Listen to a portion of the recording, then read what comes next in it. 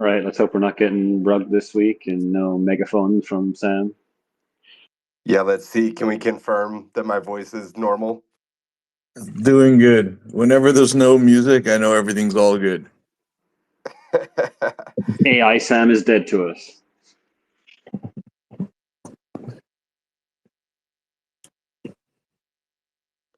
That's one version of myself that I'm okay with killing.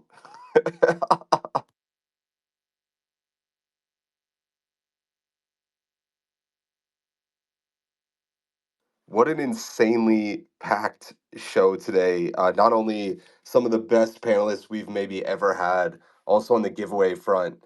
Shout out to everybody that gave us some amazing prizes to give away and everybody that's jumping into space right away. We got Cityverse Whitelist, we got Hexacore Silver Passes, we got Love Monster NFTs, another game on AVAX that's actually playable already through the App Store if anybody hasn't had a chance to check that out. Always makes me really happy. I just want to say, you saying that this show is some of the best panelists you ever had. For anyone who was on previous shows, take that, you motherfuckers. You're subpar. That includes us, you and me, Koji. I know. Especially you, maybe even you're in. This is almost a 1-for-1 run back of the GDC rooftop at the Den. Which was one of my favorite episodes of all time. Sorry, Sean, go ahead. Yeah, I was gonna say I was there for that, so I'll take that. And that's when the well said meme was born. God, Koji exposed me on a level that I hoped never would happen in Web3 that day. But here we are. My favorite go-to term is just out the window. Can never say it without a guilty conscience ever again. Dude, he exposed you while looking right at you, telling you right then and there. Right into Hey, my soul. that was the episode where Parallel sold out to Solana, right? No, I sold out to Philip Morris because I wanted cigarettes really, really badly. Koji's a security risk, confirmed. All right, guys, let's jump into it. So many amazing intros to get through. From 360s on the slopes to 360 no scopes, meet the man who channels the raw intensity of John Wick into every arena he conquers. He's the supreme head of community and partnerships at Shrapnel, the ultimate enforcer of engagement. Once the strategist steering a sporting goods division of a $14 billion empire, he's now the iron-willed warrior navigating the perilous paths of Web3 gaming. He's the sharpshooter of Shrapnel, the undisputed king of controllers. The redemption arc continues with Dub. Or does it? Or does it? All right, we'll double back. We'll double back. Buckle up because our next guest is the architect behind the ascent of Soar Esports, steering into the stratosphere until it was snapped up by 11 Gaming. A scholar of the stream, a mentor to Fortnite marvels, this man navigates the nebulous nexus of gaming with ease, but that's not all. He's also a pivotal player in the powerhouse team at Magic Eden. Welcome to the panel. It's the Emperor of Esports, the Maven of Magic Eden. It's Knock.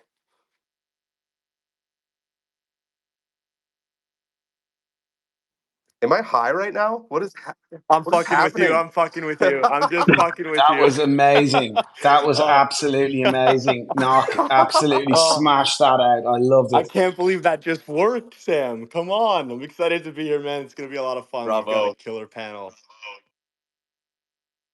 Damn, I'm shook after that. I don't know what to do with myself.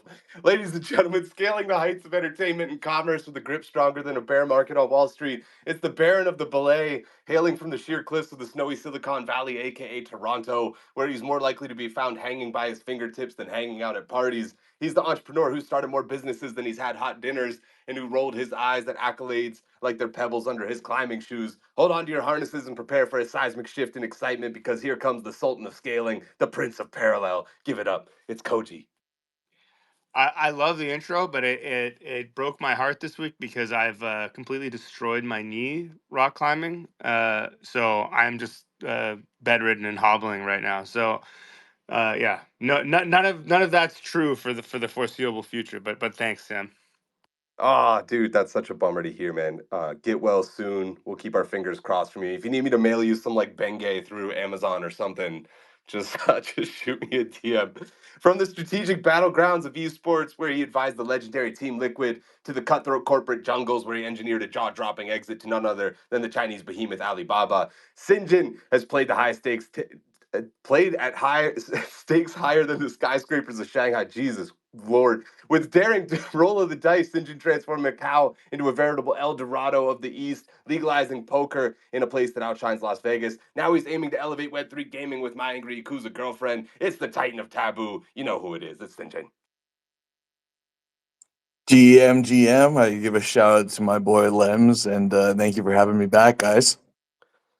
And my apologies. I'm going to be rotating out some of the regular speakers that know how to navigate this stuff. I overbooked by one today, so I'm gonna switch Sinjin out. Bring up our Stardust for just a little bit. We'll be rotating, but I'll make sure I get everybody in on every topic.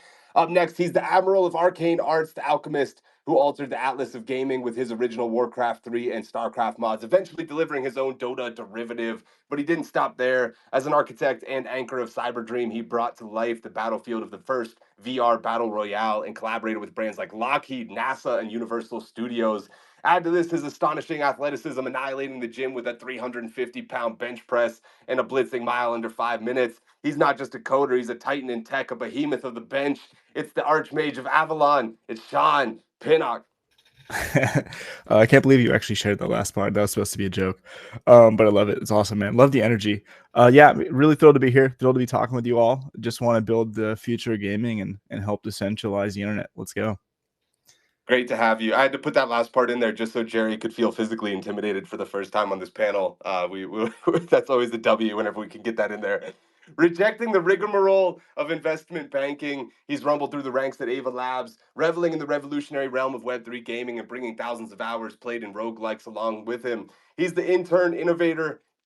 He leaped from intern to innovator. He leaped into a full throttle future at Stardust just 1 week post graduation, not just navigating, but mastering the multiverse of marketing. He's the maverick of buying media, the wizard of wallet sales. From Stardust, it's Wills.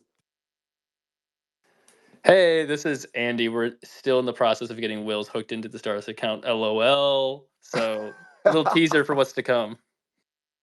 Amazing. All right. Well, good luck on that. I believe in you guys. I believe in you guys. He's the brainchild. He's the brains behind the blockbuster, the head honcho of hype at Infinigods, the kingpin of the God Council itself. And with his latest juggernaut on the App Store, King of Destiny, he's not just playing the game; he's poised to redefine it, turning every smartphone into a saga of success and every tap into a treasure trove. Get ready for the merchant of marketing, the gatherer of the gods, the forebearer of fate. It's Bride of Santo. Dude, my man, welcome to the God Council. Good to be up here with you. I also still cannot believe that Dub ghosted and snuffed out a living legend and a god. Great way to kick it off. First time in 66 episodes. Let's hope the rest of this goes better. Thanks, Sam. Oh shit! Did I fuck out Sam? I was positive I was gonna find out it was like Tony trolling me or something, but I blame Peyton for having me on a call that went over. I'm sorry. Sheer negligence, Dub. It will be forgiven only in time, but maybe you're dead to me for a little bit. No, it's okay. It's okay. Marching out of the magical mansion of Nintendo, where he crafted captivating carousels, this magician isn't merely maneuvering through the world of game design. He's meticulously minting a new era, embedding enchantments both intuitive and endless. Perched atop the pinnacle of playful progress, let's welcome the marvelously mystical, the weaver of worlds, the fantastical fabricator of fun. We got Michael O'Connor back. Hello, all. Great to be here. Looking forward to diving into the chat. Awesome panel today. And yeah, full of energy. Very pumped. Great to have you as always, brother. Huge fan of today. The game put out another work in progress today that just had me shook, man. I just want to live inside that game. From helmet to headset, from hoses to high stakes, this former firefighter has swapped his fire truck for the fast track of financial forecasts. So brace yourselves to feel the burn of excitement as we introduce the sizzling strategist, the daring dealer of digits, the blazing baron of the boardroom, representing Uptick. It's the mastermind with the Midas touch. It's Jerry, the Golden God Singer. Yeah, you said burn, and I think a few people in here's ears were like, I thought we were talking about something else. Yeah, excited to be here, Sam. I am putting on pause my stretch and folds I'm doing for the sourdough loaf. Walter Wheat's in the building, man. That reference went so far over my head, I don't even know what to do with myself. So I'm just going to move on. With 10,000 hours logged in first-person shooter games, he's got just barely more kills under his belt than he has golf balls lost in the woods. With his degree in chemical engineering, he transformed the idea of breaking into emerging technology into gold, and he swapped more smart contracts than Wall Street traders sip espresso shots. He's the caddy of crypto, the putter of platforms, the tea-time tactician from AVAX. It's Park. Hey, no matter how many gamified episodes I get up here, my golf strokes will never decrease. So that's just directly unrelated. But super excited to be here. This is the most refreshing hour and 45 to 2 hours of my week. And Knock, you made me laugh today. Bravo to you, man. Oh, Knock, you were That's a actually good start, funny. boys. We take those. We take those. We'll take it. Coming in hot. He didn't even have to open his mouth for it too. It was all ventriloquism. At the helm of high-tech hooligans and hijinks, he's piloting a playground where avatars aren't just animated; they're alive with motion capture magic, AI antics, and blockchain bravado. It's a gateway to a galaxy where every player is a pioneer, every character a creation of cutting-edge tech. He's built more than just a player base; it's a thriving tribe of fervent fellowship, like a true Jedi Master fostering his Padawans. He's united them under the banner of interactivity and immersion, transforming every gamer into a guardian of their own galaxy. Welcome to the panel from iPad Hooligan. We got Skyhopper. Hey. I've never had anybody speak so highly of me before. Thank you very much. Hooly hoo. Hooly hoo indeed. And on today's show, actually, how can I forget? Weighing in at just 2.4 pounds, he's the small scale scholar who sticks on topics like a gecko on glass. Last but not least, brace yourself for the dynamo of diction, the petite potentate of the penned word. It's the little lizard legend. It's my co-host Lambs. GM, everyone, and shout out Sinjin. I got Sinjin on the GM train, and Geckos on Glass. Like I like that. That is a new one. Yeah, GG, well played. Knock as well. That opener was a banger. I don't think anyone can top that through the whole show now. We'll try our best to live up to it. On today's show, guys, we got Pixels hitting 3 million active wallets, 900,000 daily active wallets. Is that a big deal? Sony backtracks their Helldivers PSN requirements. Fantasy top, bullish or bullshit. Automatic gameplay, is it a trend or is it here to stay? And KOL rounds, pro or con. But first, let's salute and celebrate the sublime, the spectacular, the sovereign, and the supreme substrate of our Stella Saga, the official blockchain of gamified. It's Avalanche, with its spectacular speed and scalability, skillfully simplifying the sophisticated science of subnets, allowing avant-garde architects and game gurus to craft their cutting-edge creations. It stands as a steadfast sentinel in the storm, driving the dawn of decentralized gaming with a dynamic, durable, and decidedly different approach. And built on Avalanche is none other than Shrapnel, a marvel of mayhem meticulously manifested that isn't just redefining the rules of the FPS arena. It's an extraction shooter that's tearing through the terrain of traditional gaming. What makes Shrapnel a seismic shift in the shooter genre? It's the pleasure of gearing up for glory with the goods that go beyond the game, where winning means weaving your worth into every very fabric of the future of Web3 gaming. So if you're ready to dive into a domain where your daring deeds are duly rewarded and your strategies stretch beyond the screen, it's time to boot up Shrapnel, the official game of gamified, which is powered by none other than Stardust. Stardust is lighting the way with its wallets as a service offering, a marvel of modern technology that melts away the mayhem of managing digital assets, making every user's experience as smooth as silk. It's not just convenience, it's revolution, redefining the user experience of your game with the touch of a button. This is where the projects pivot from potential to powerhouse with the unparalleled prowess of Stardust Wallet and user acquisition alchemy. Thank you to Stardust for being the official infrastructure of gamified. And again, we got those Cityverse whitelists, we got Hexacore silver passes, we got Love Monster NFTs. I saw a bunch of retweets pouring in. I got so much stuff to give away. Just drop comments, retweet the stuff, and I'll make sure I give a bunch of those out in no time. But I just want to jump right into it. Big deal, little deal, no deal. Pixels hits 3 million wallets registered, 900,000, again, daily active wallets. We've talked about Pixels numbers a few different times on this show, but is there a number at which this finally becomes a big deal? Or are people always going to disqualify it with, yeah, but a lot of these are bots, so we don't care. Big deal, little deal, no deal. And a quick reminder for some of the new faces we have on this show, we use a hand system on Gamified, so if you want to chime in on any topics, just raise the hand and I'll make sure I get around to you. I'm sending it over to my co-host Lems to kick us off in the right direction. All right, I'm going to kind of break the rules right off the bat and say it's a moderate to big deal. Like I'm not going to choose big or little deal because, who cares about lifetime wallets? That's just like registered users, basically means nothing. I will say though, having almost 900K DAU or DAW and then almost 3 million registered, like that's almost a third of them. That's a pretty impressive percentage. We can still assume a fair chunk of them are bots. There's probably some alt accounts in there, but they're past their airdrop campaign. I know they still have like, ecosystem rewards and stuff, but people expected their users to drop off a cliff right after they did their airdrop, and it didn't. They're continuing to maintain attention and hype in the space. So I think that's a credit to them. They've been consistently building. So, fair play to Pixels, and they have stickiness, and let's see where they go from here. I'm going to tag in Koji up next, then we're going to Skyhopper. Yeah, I say big deal, mainly because if anyone else had these numbers, we'd be talking the same shit. So it's got to mean something. You can extrapolate from that data what you will, but like everyone complaining is also would be the first to be like, yo, we have all these fucking wallets though, and everyone wants to play our game and whatever. And who cares if it, I mean, it's not who cares if it's bots, but like that, at the end of the day, it's just more marketing hype. So I think anyone who says little deal is probably sad and jealous like myself. Over to Luke Skyhopper behind my pet hooligan. Yeah, I'm going to say the same. It's big deal. Even if it's bots, it's big deal. I ain't going to hate. Ultimately, what is the measure of success here? Is it revenue in? Is it token volume? Is it token price for the next few years? Whilst emissions are happening, or all of those? I guess in this space, it is news, right? Most laymen don't really understand how the space works. To them, it's a big number. Big numbers often make other numbers go up, and newsworthy events make other numbers go up as well. So I don't know personally. I'm looking at some of the Steam stats right now, and some of the biggest games in the world don't have 900,000 daily players. But we all know how this space works. A lot of us in here definitely do. And you see it with the social farming projects. Probably a lot of them were claiming over 1 million wallets have signed up. Some of them were having.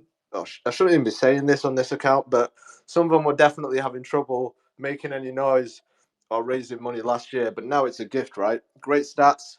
The stats then used to drive investment, drive exchanges for listings. It's all about building the narrative and making the news.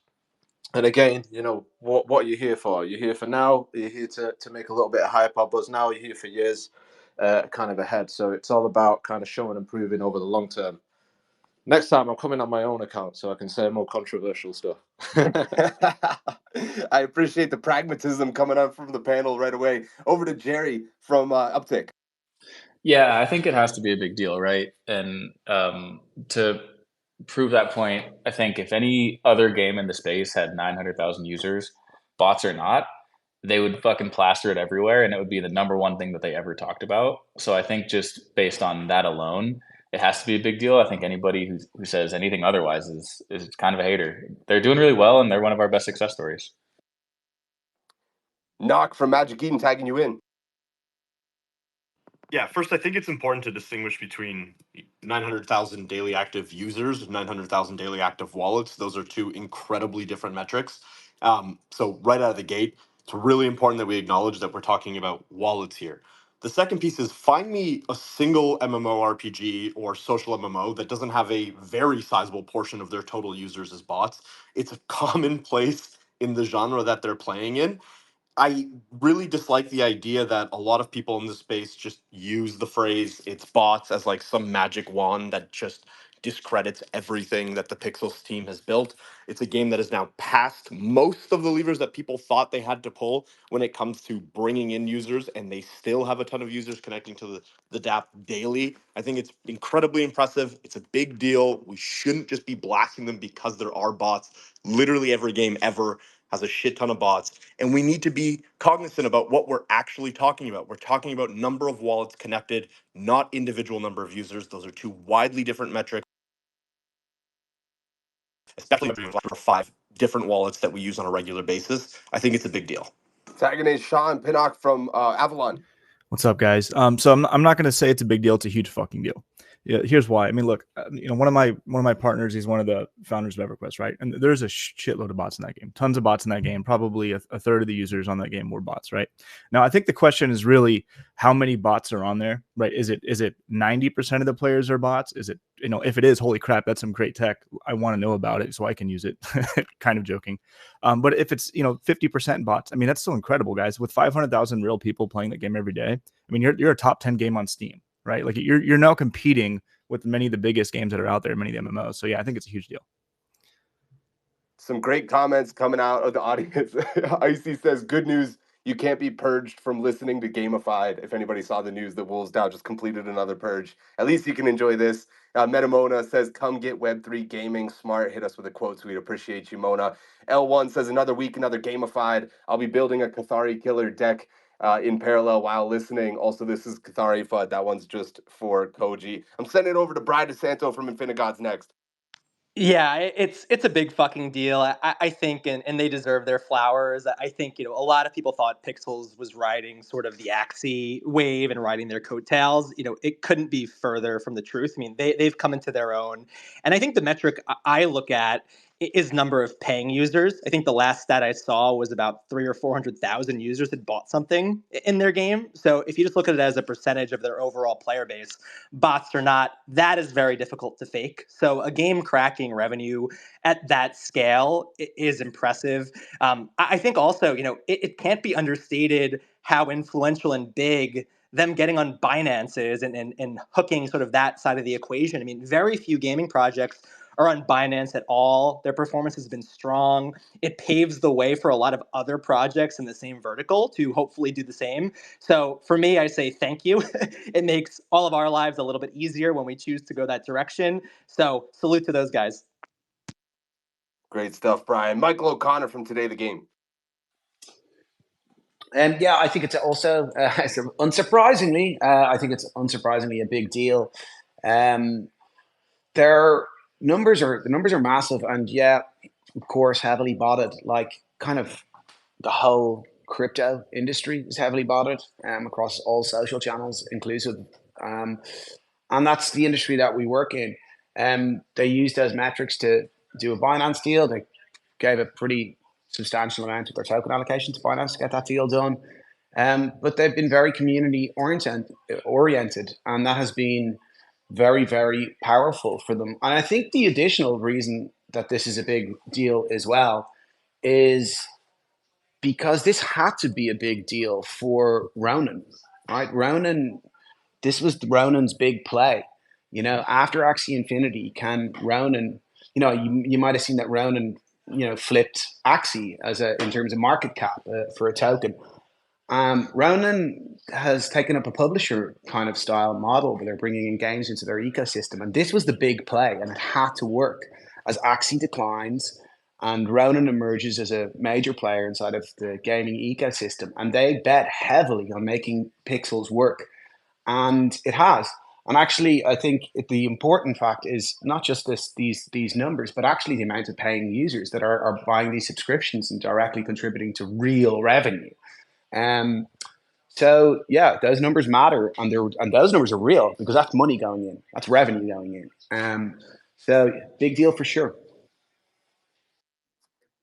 For a little bit of context there, I realize not everybody might understand what Michael's alluding to whenever he says he heard that they gave Binance a big chunk of their token. I have no idea what Pixels did in particular, but I've heard a little bit more about this recently. Usually, to get on some of these tier one exchanges, quote unquote, you might give up 10% on the low side if you really are in a powerful position, and 20% on the high side of your token supply to get access to the liquidity on one of these tier one exchanges. So I thought that might be some interesting alpha to share for people that aren't tapped into the ecosystem. Dub from Stratton, giving you the last word before we move on. Yeah, trying to FUD Ronin and Pixels is the same as trying to FUD Cathari. It's just a bunch of haters at the end of the day that need to get good at what they're doing. And ultimately, I was really blown away this weekend because I was watching Hontel do a stream for Kydro through the Moku platform, and one of the activations was in Pixels. And it was literally like, hey, find me on this island, wear a Kydro outfit, and I'll give you this bottle of boo, whatever thing. And just hundreds of people were just chasing them down, following them, trying to be the one to interact and trade with them. And that's not bots. I actively watched hundreds of players just on a random Saturday going on this activation. So clearly there's something really here, and haters are just hating. Don't touch my Cathari. Get good. Using your platform for good, Dub. All right, appreciate you. And Joka in the comments says, "Oh, I'm a bit late today. Missed some of Sam's bars on the intros, but I can't wait for the Wolves Dow spot giveaway today." I'm sorry, my friend. That's something I'm not allowed to give away. And then he also follows it up with Pixels is going to continue to be this popular as long as it's the easiest way to earn $3 a day, which I think encapsulated it pretty damn well. We're moving on though. All right, let's give out Love Monster NFT to Njoka, and then I'll pick a retweeter in just a second as well. We're going to move on to the next topic, which is what's the word for PlayStation / Sony reversing their Helldivers 2 requirements. I assume a lot of people are educated on this, but I'm going to read a little bit of context here just in case. The TLDR is basically that Helldivers' deal with Sony as a publisher meant that they were going to require a PlayStation Network account starting May 30th.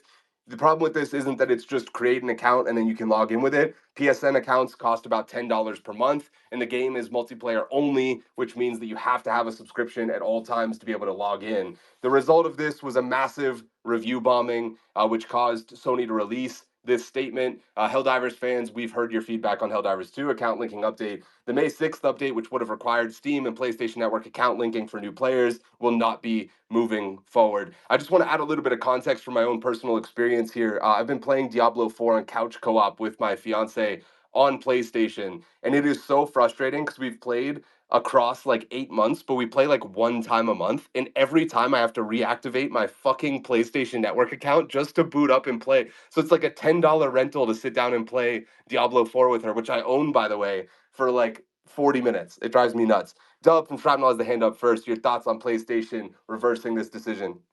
Yeah, it actually makes me hopeful, I guess is the word I want to throw out there. Like, hopeful when we actually like have a problem like this. Like, imagine if one community, just for whatever reason, like the Pixels one, for example, demanded that they moved off of Ronin and went to AVAX or something. That's the same thing, the same way I look at these like major Web 2 issues with PlayStation and Xbox and how they're managing like expectations of their player base. And like, holy shit, like, are we ready for like issues like that to emerge in our space? And like, will we be able to handle it as easily as PlayStation is? I think we're going to be like more locked into things personally. So it's really interesting and opens up a lot of questions for me on what our market's going to see in the long term. Lems, what's the word, my man? I don't have one word, I have two words. Democracy wins. Shows the power of the community, right? Like, this is like Dub said. I mean, we've already kind of seen this already in our space, Dub. It's like hasn't been as prevalent. We don't have as many people, but chains and things like have changed airdrops and various things based on community pushback. And I think it's great to see the community get together and rally behind it. We saw the Helldivers had a lot of hype, and it was like they were going to capitalize on this and start, farming them out for $10 a month, which is kind of a bullshit thing to do, especially if you're playing on Steam. You're not even playing on PlayStation. You need a PSN subscription if you're on Steam. So I'm really glad they reversed it. And to me, this is like a win for the community. And hopefully we just see more trends of this going forward where, a game dev or publisher tries to put out a shitty thing and the community rallies against it. They have to pull a 180 to preserve their game. So yeah, win for the community, win for gamers. Over to Knock. Yeah, my word here is confusion on my own part, on the part of the publisher, on the part of the developer, on the part of the users.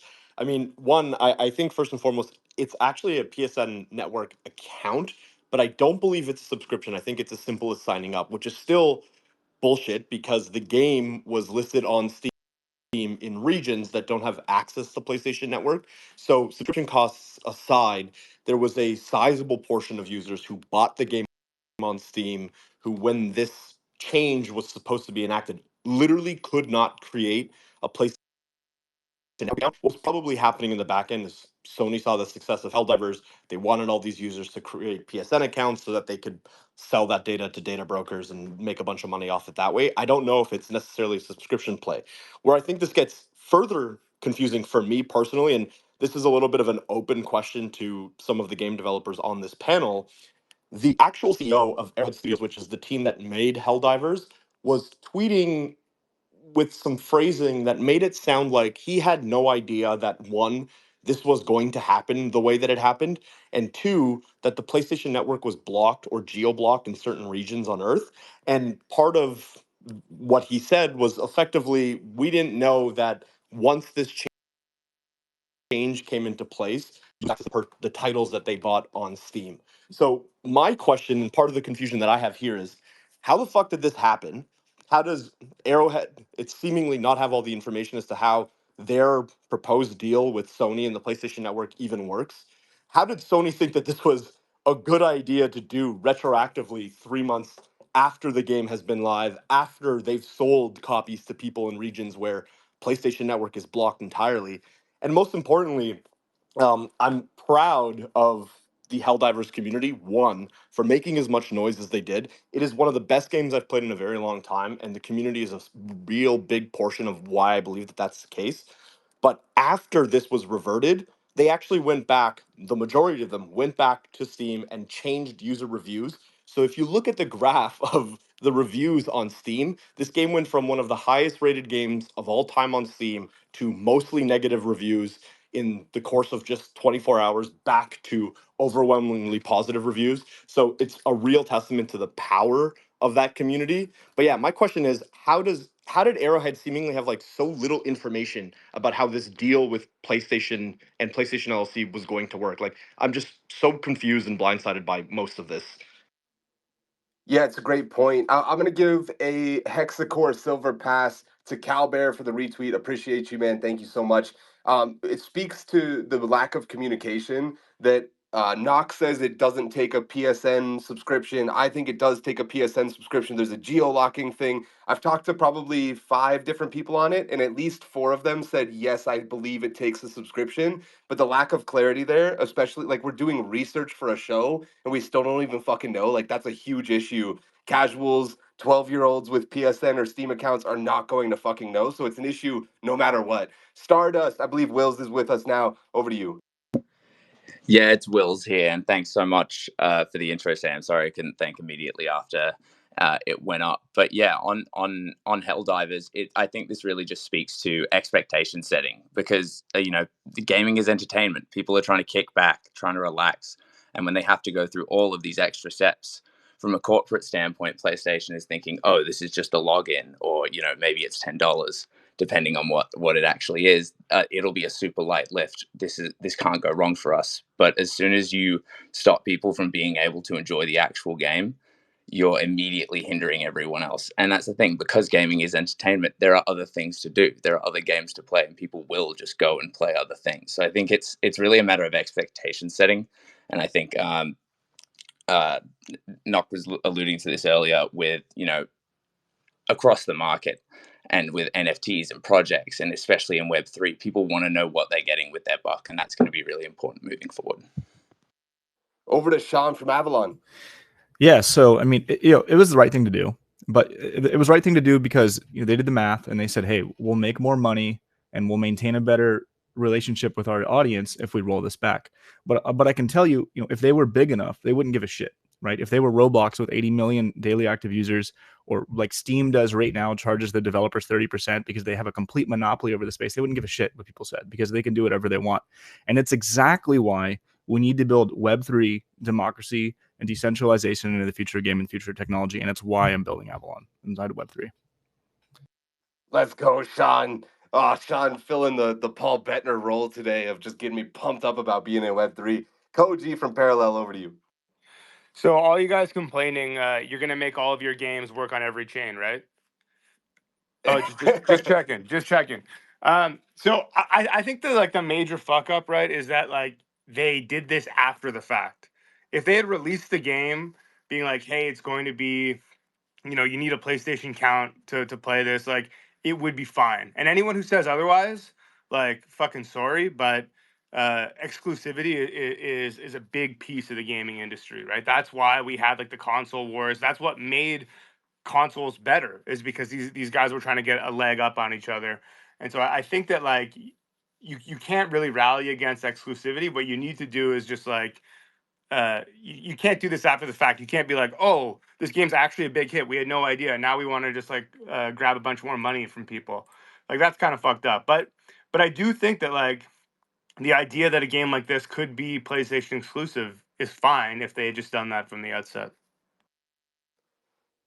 Great stuff, Koji. Trevor says, as a Ronin creator, I have my own bias towards the game and ecosystem, but appreciate the perspectives from all the speakers from a non-biased point of view. And then he also gave us a quote tweet and says, great discussion around pixels and bots. Was actually surprised to hear all the positive praise regarding pixels and this, from the speakers. Gamified speakers actually know their stuff. Kudos. Appreciate that, Trevor. We're going to hook you up with a Cityverse whitelist. Thanks so much. Back on topic to Sony and PlayStation. I'm sending it to Park, and then we're going to Sinjin. My word is a Web3 word, and it's governance. I think that, especially for Helldivers being so democratic in their how they do things, would take part in finding governance. And I think that while maybe we haven't pinpointed like the perfect solution with how Web3 and governance can work, I think it does point to a need in the industry to call on your community before making these ridiculous drastic changes within your community. And I don't know if it's by tokens or solutions, but I do think having solutions in place for governance and community participation earlier rather than walking things back and having blowback on your brand is a value add that Web3 does happen to enable. But everybody here knows that, so I don't have to show that. I just think it's something that these publishers could take heed in. Web3 fixes it, kind of. Sinjin, over to you. Yeah, just to answer Nog's question, I think in this case with the PC publisher, you have it as a PlayStation, and then Arrowhead is the actual Arrowhead Games is the actual studio that develops it. And so usually, the games before they get developed will usually go to a publisher or afterwards and get a contract. And so this is, the big issue in Web3 is like a lot of Web2 studios, like they really don't have a lot of experience in publishing. But in this case, I think there was probably a roadmap done by PlayStation. Basically either the CEO was unaware of it or they decided to change the strategy halfway through. Obviously, they changed it back, but I think what ended up happening was as well that on Steam, Steam started to give refunds actually because they were starting to also block users through the Steam platform. That I think there was like 100, like whichever many countries were that didn't have the PlayStation. 177. So yeah, 177. Yeah. That's an absolutely insane number of countries. I didn't realize it was that hard. Sean chiming in the comments as well. He said it can fix it if we build it right. To be fair to the Helldivers team, they might have made a change even if they didn't have to. But not everyone will be that benevolent. Very well said there, Sean. Michael O'Connor from Today the Game. Your thoughts on the PlayStation Sony debacle? What's the word, my man? I think that that publishers in games ask you to do lots of stuff, and I think that publisher platforms, like the Sonys of this world or the Nintendos of this world, can ask you to do even more stuff and hold even more sway over how things will play out. And trying to manage that is a challenge for developers. Like I've seen that firsthand, and yeah, I think. Especially, I think Koji alluded to the fact that this happened after the fact. If this was all done before and it just, it was that way and it was just accepted, that would have been one thing. But changing things in this way and then not managing the PR, I think, and the community in such a way that it could have been mitigated, I think was a major issue. And also, I just want to, another thing jumped to mind as we were speaking about this. Something's kind of like it was different, but it was on a way larger scale when it was Oculus back there. Before it was MetaQuest, it was the Oculus Quest, and you could log in with your Oculus ID. And then they decided, actually, do you know what? Anyone who owns a Quest should be a Facebook user as well, because that's going to mean shitloads more data for us as Facebook and stuff like that. So they changed that, and they were like, you need a Facebook. People who've never had Facebook before need to create a Facebook if you want to use what was essentially pretty much one of the only ways to have VR, besides Vive and a few other kind of smaller manufacturers. And people went berserk because it was a massive changing of the goalposts. If that was just there the way it was always there, people wouldn't have probably bothered with it too much. But it was that change which caused a massive kerfuffle, ultimately resulting in Facebook and Meta changing that policy and allowing people to log in. So I think there's a couple of different things at play. It's the challenges of dealing with that publisher platform model for developers, alongside of managing the PR that comes with some difficult changes. And I think it could have been handled a bit better from all sides. Amazing parallel there, Michael. Appreciate you bringing that up. Jordan Feinstein in the comments with a little bit of a conspiracy theory here. He says, I heard Sony did it because their quarterly report was coming and they wanted to juice the numbers, but I haven't seen it confirmed. Appreciate you adding in that context at the end. Wills from Stardust, I'll give you the last word before we move on. Yeah, so my last word is going to be optionality, because what kind of came to mind as we were talking about sort of how this was forced on people, like how differently would this have gone if Arrowhead and Sony worked together to make like a PlayStation cape, and when you log in, it gives you, hey, if you log in with a PlayStation account, you get a PlayStation cape, and it's presented as an option.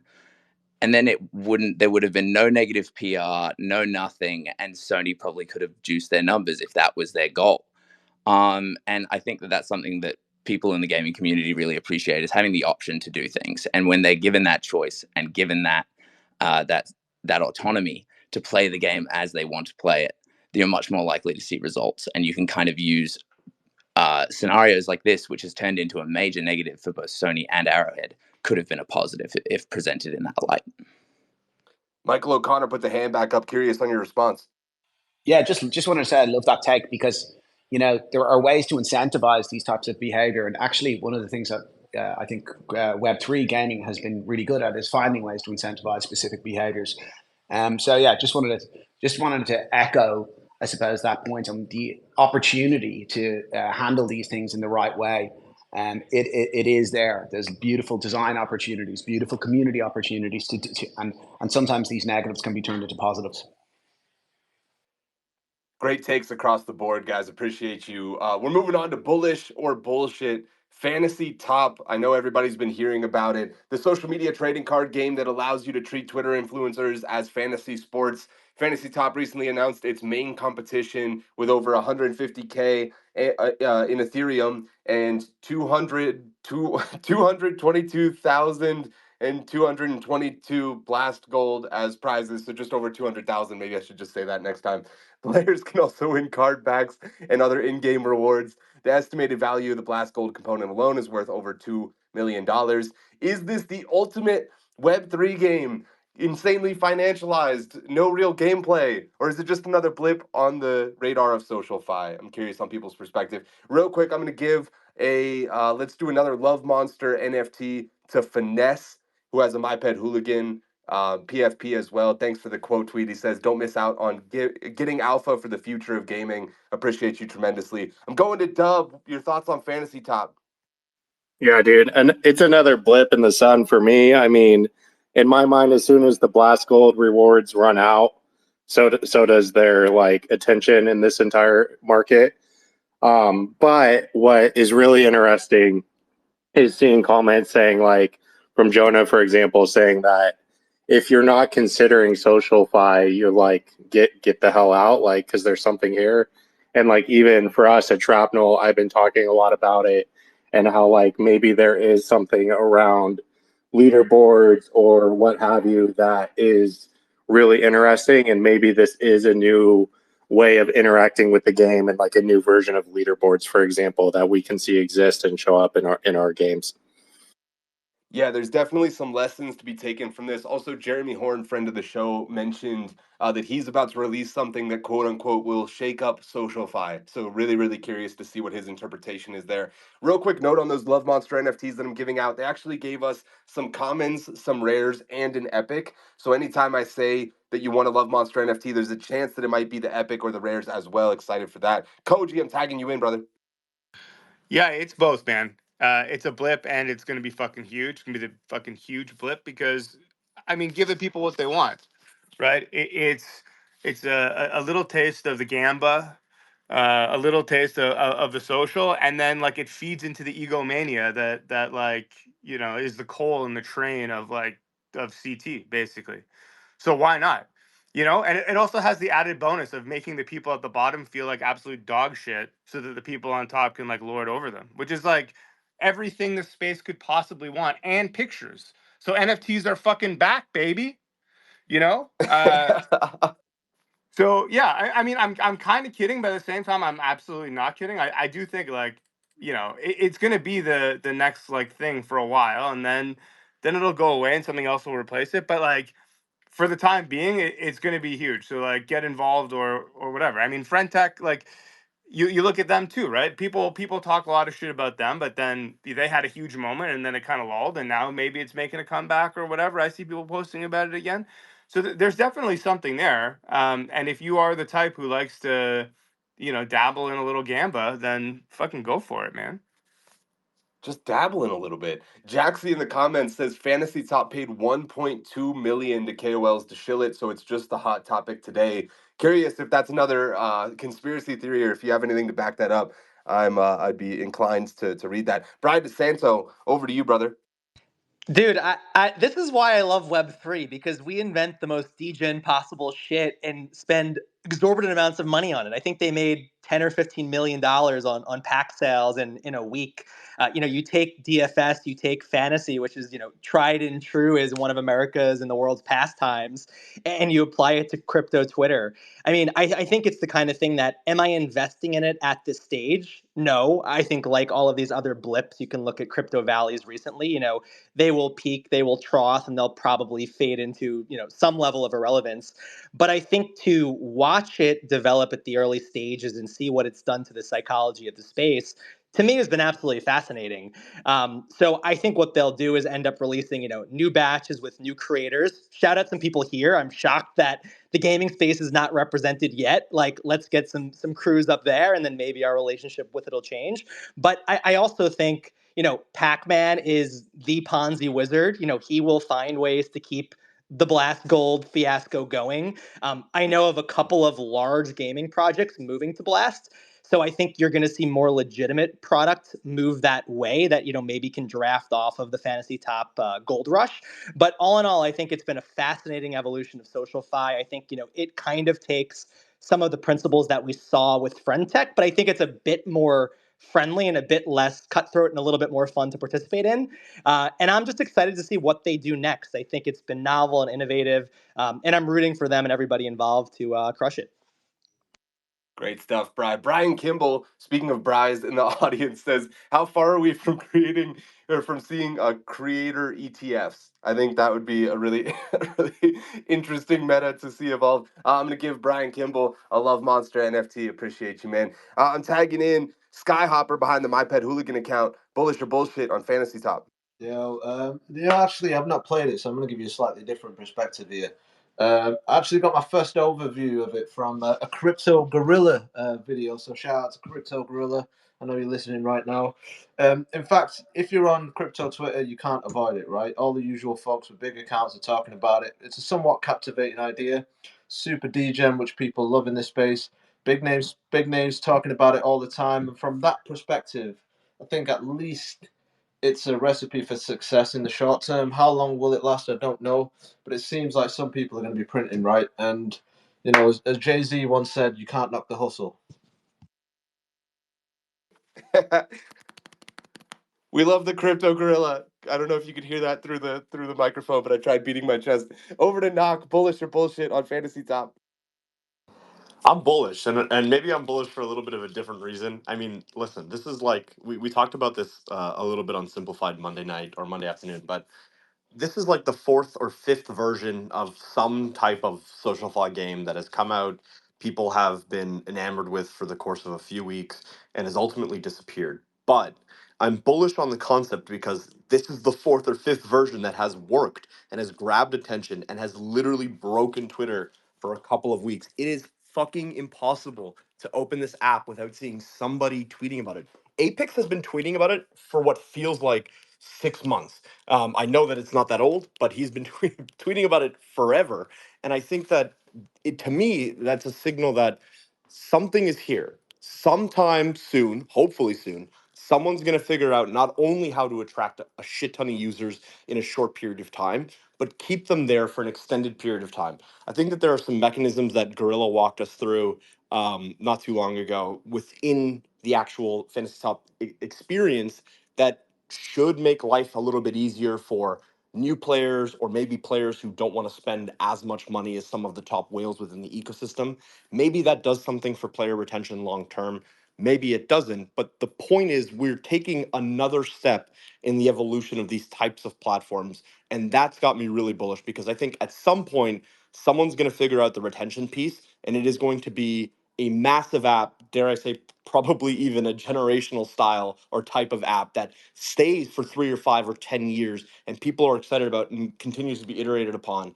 I love the concept. I love what they're doing. I'm somebody who plays a ton of daily fantasy. And the idea of replicating something like that with people within the ecosystem is really cool to me. I don't know that this is the one that stays for years to come, but I do know that it's another step in the right direction. I'm incredibly bullish on what they're doing.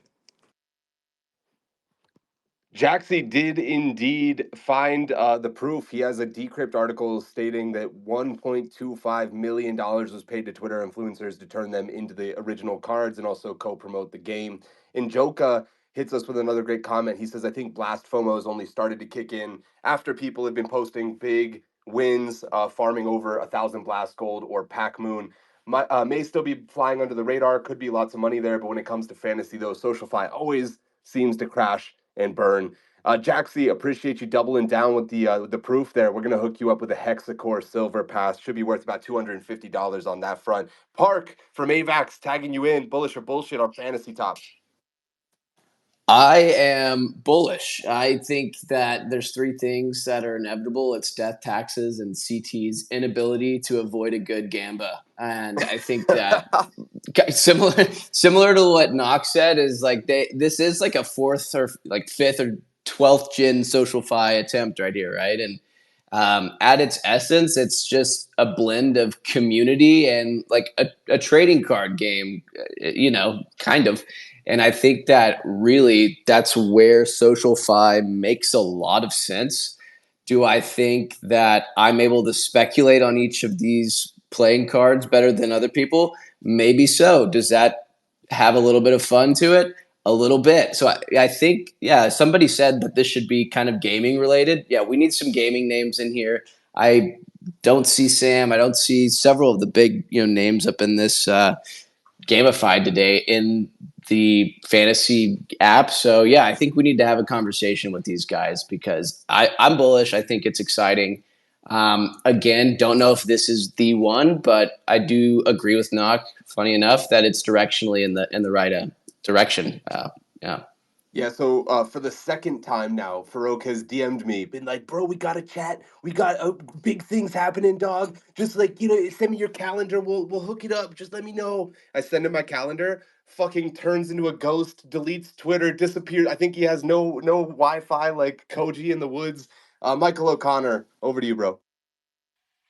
Yeah, I think it's a good bit of crack. I like it. It's fun. I mean, listen, every game worth their salt is looking for ways to connect to their communities and connecting via influencers or KOLs or whatever term we want to call these folks who've got sway over different communities it makes sense. And what these folks have done is they're gamifying that, and they're like, you know what, make that the actual game, make that whole thing the actual game. I think that's a good bit of crack. It's a nice kind of little meta, and yeah, I think there's the game within the game that they're playing with there. It's like some fucking Inception vibes going on.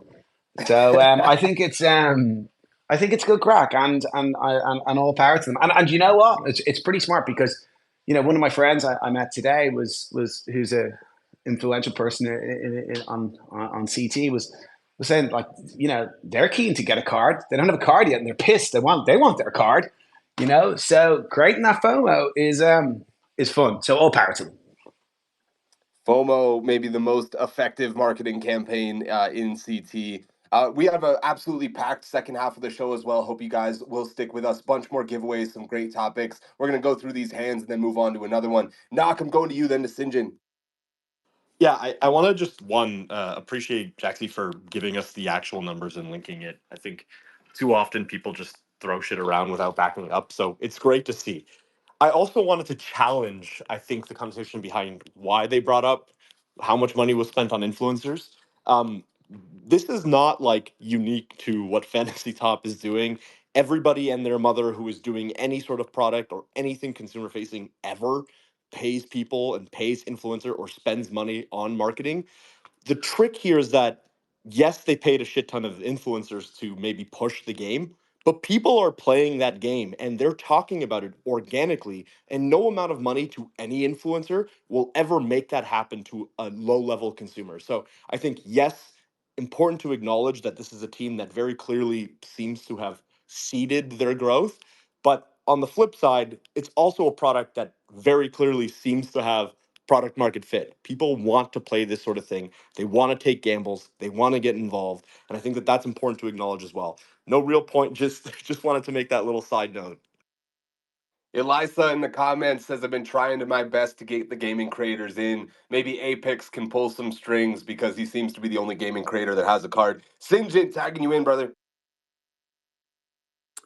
Yeah, I think Michael kind of hit it on the point when he used, gamifying, because really this is like gamifying incentive farming, right? I mean, it's not really a game. I think where the progress is, it's a more advanced or better features with, the socialify itself. But, you know, we're really praising their ability, in Pac-Man to blur, to blast, their ability to create this FOMO, this lottery, inside Ponzi, whatever you want to call it.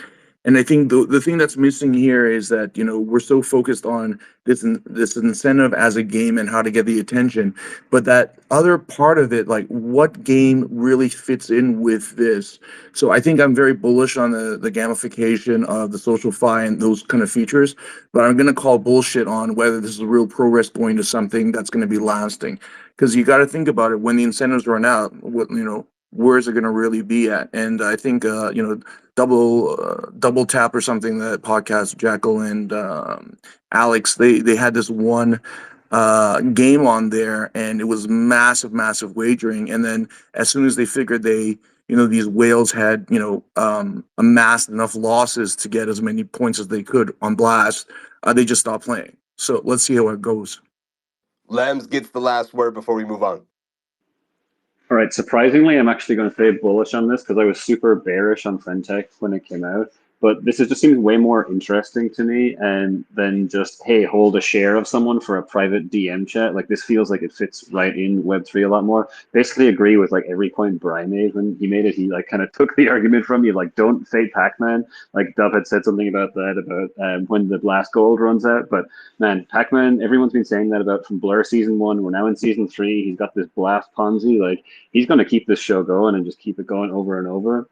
And then just a note on the how much influencers were paid. As Knox said, everyone gets paid for content in this space. You're doing some kind of sponsored content. I actually think a good share of that revenue probably came from the fact that influencers get a 1.5% fee of trading volume of their card, as well as 10% of pack revenue. And we know that those blew up in the last few weeks and they did a ton of sales. So influencers would have made a ton of money off that. I'm sure they got paid for some sponsored content up front, but now on the tail end, they're getting all this like passive, I guess, quote unquote revenue. So yeah, it's the picture's not 100% clear on where the revenue comes from, but don't just believe the headlines always. I have no idea what you're talking about, Lems. I've never done sponsored content ever in my life. But ladies and gentlemen, lend your ears to the lure of a Leviathan, the bulwark of the blockchain, the behemoth called Avalanche. Avalanche is pioneering Pathfinder, a prodigious paradigm shifter in the pulsing heart of Web3's digital destiny, and proudly proclaimed as the official blockchain of Gamified. Seated securely at the summit of sophistication, Avalanche's subnets serve as a specialized sphere, allowing architects to sculpt and scale solutions with sovereign specificity. Those subnets are the stellar scaffolds that support a spectrum of specialized scenarios, including the one for the Odyssey like no other, Shrapnel, the stellar standout in the official game of Gamified. This isn't just a game, it's an extraction shooter with ballistic systems so sophisticated your bullets don't just hit, they ricochet, turning every shootout into a deadly ballet of bouncing lead. But Shrapnel's far more than firepower and fury, because if you're not fighting for glory, you're fighting for gear. Own your own assets and extract with next level equipment, crafting a war chest that's as enviable as it is effective. Look out for STX3 coming down the pipeline. And let's not overlook the cosmic cornerstone of connectivity, Stardust, the official infrastructure of gamified. This invisible, ingenious innovation isn't just a tool, it's a white label wonder that weaves the simplicity of Web 2 with the wizardry of Web 3. Imagine the ease of the internet, fused with the frontier of the future, commanding a constellation of over 150 chains in every single EVM, including Avalanche. Stardust stands as a sovereign, as the supreme steward of your in-game gold and steadfast guardian of your gamers' gains. They shoulder the logistics and the liability, ensuring that your treasures traverse the digital divide safely and securely. Let's jump in to the next topic. We've got Lamsey moved stuff. Hero or I'm sorry, I villain? moved it. It's just after the ad read now.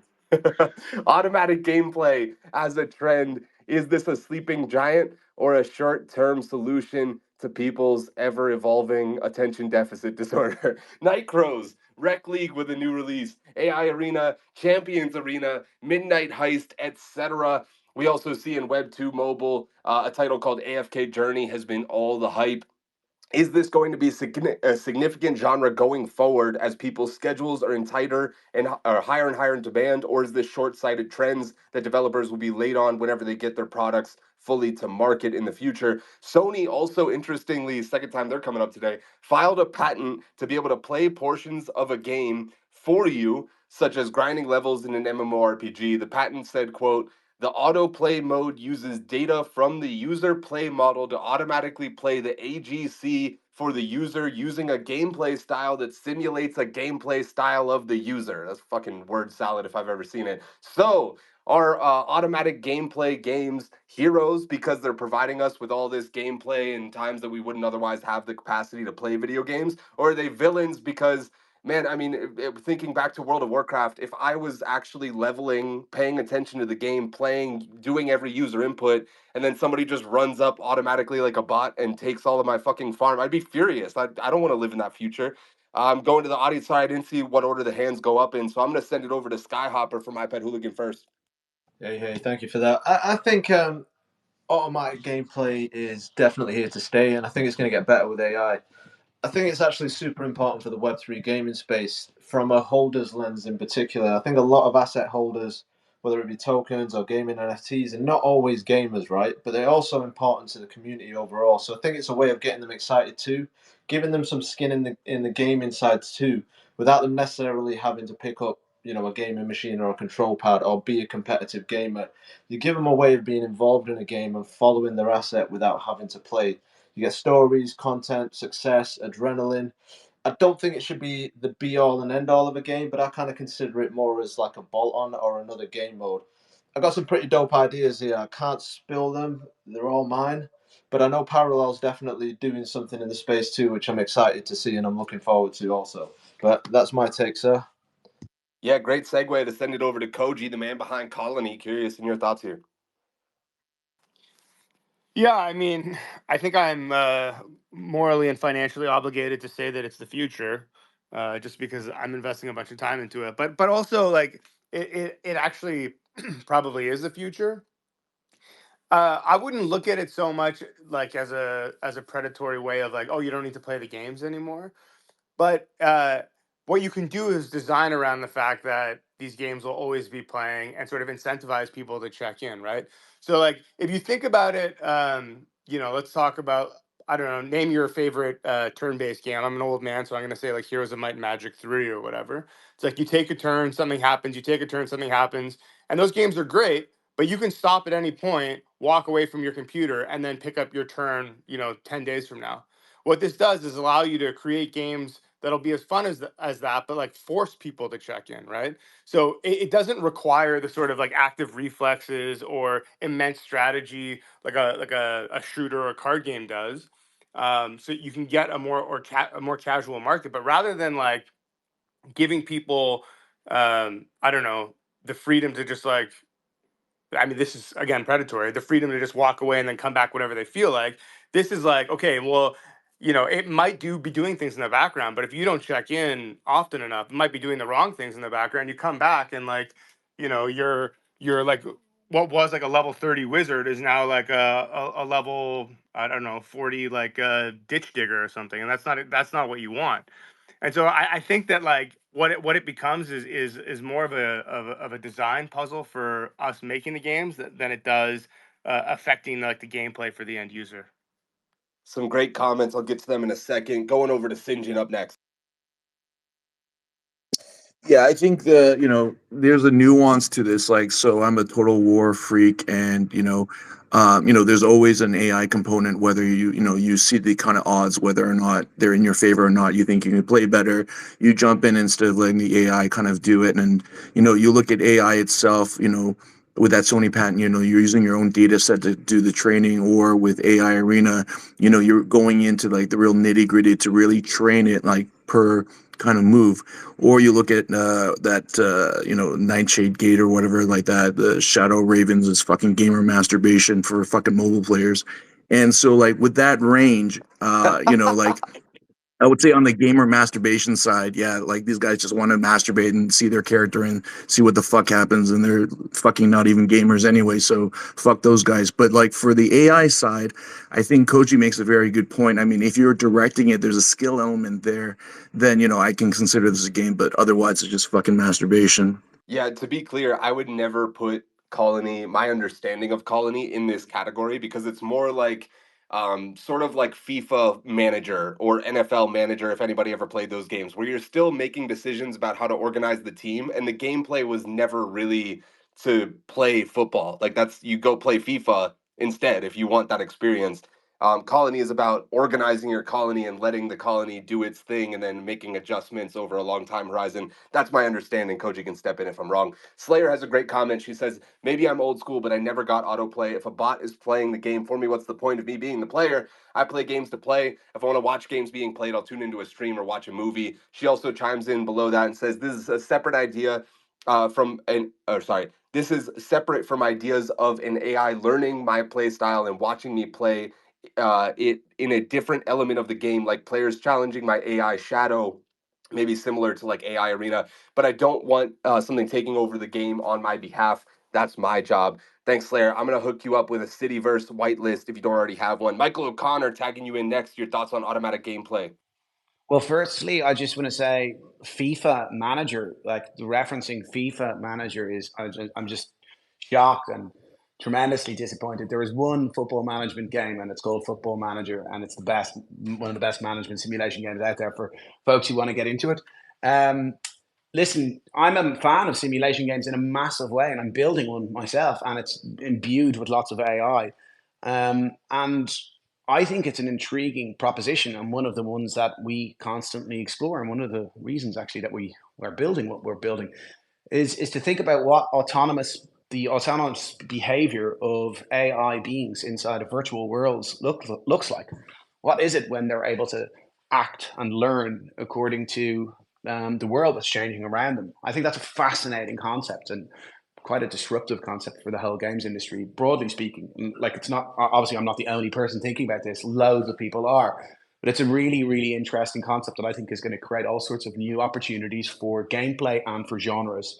So I want to point that out first. And that's not to say, again, just to be clear, that like you're not doing shit, that you're just like, oh, here, I'm just going to go in and watch. That's not the case. It's that you've got different types of play, but then you've got lots of different types of automatic behavior as well that you're able to influence, for example. So there's really cool opportunities that exist in that as a result of the emergence of AI. I think that, like, I know, for example, that Avalon are exploring it, Parallel are exploring it, and stuff like that.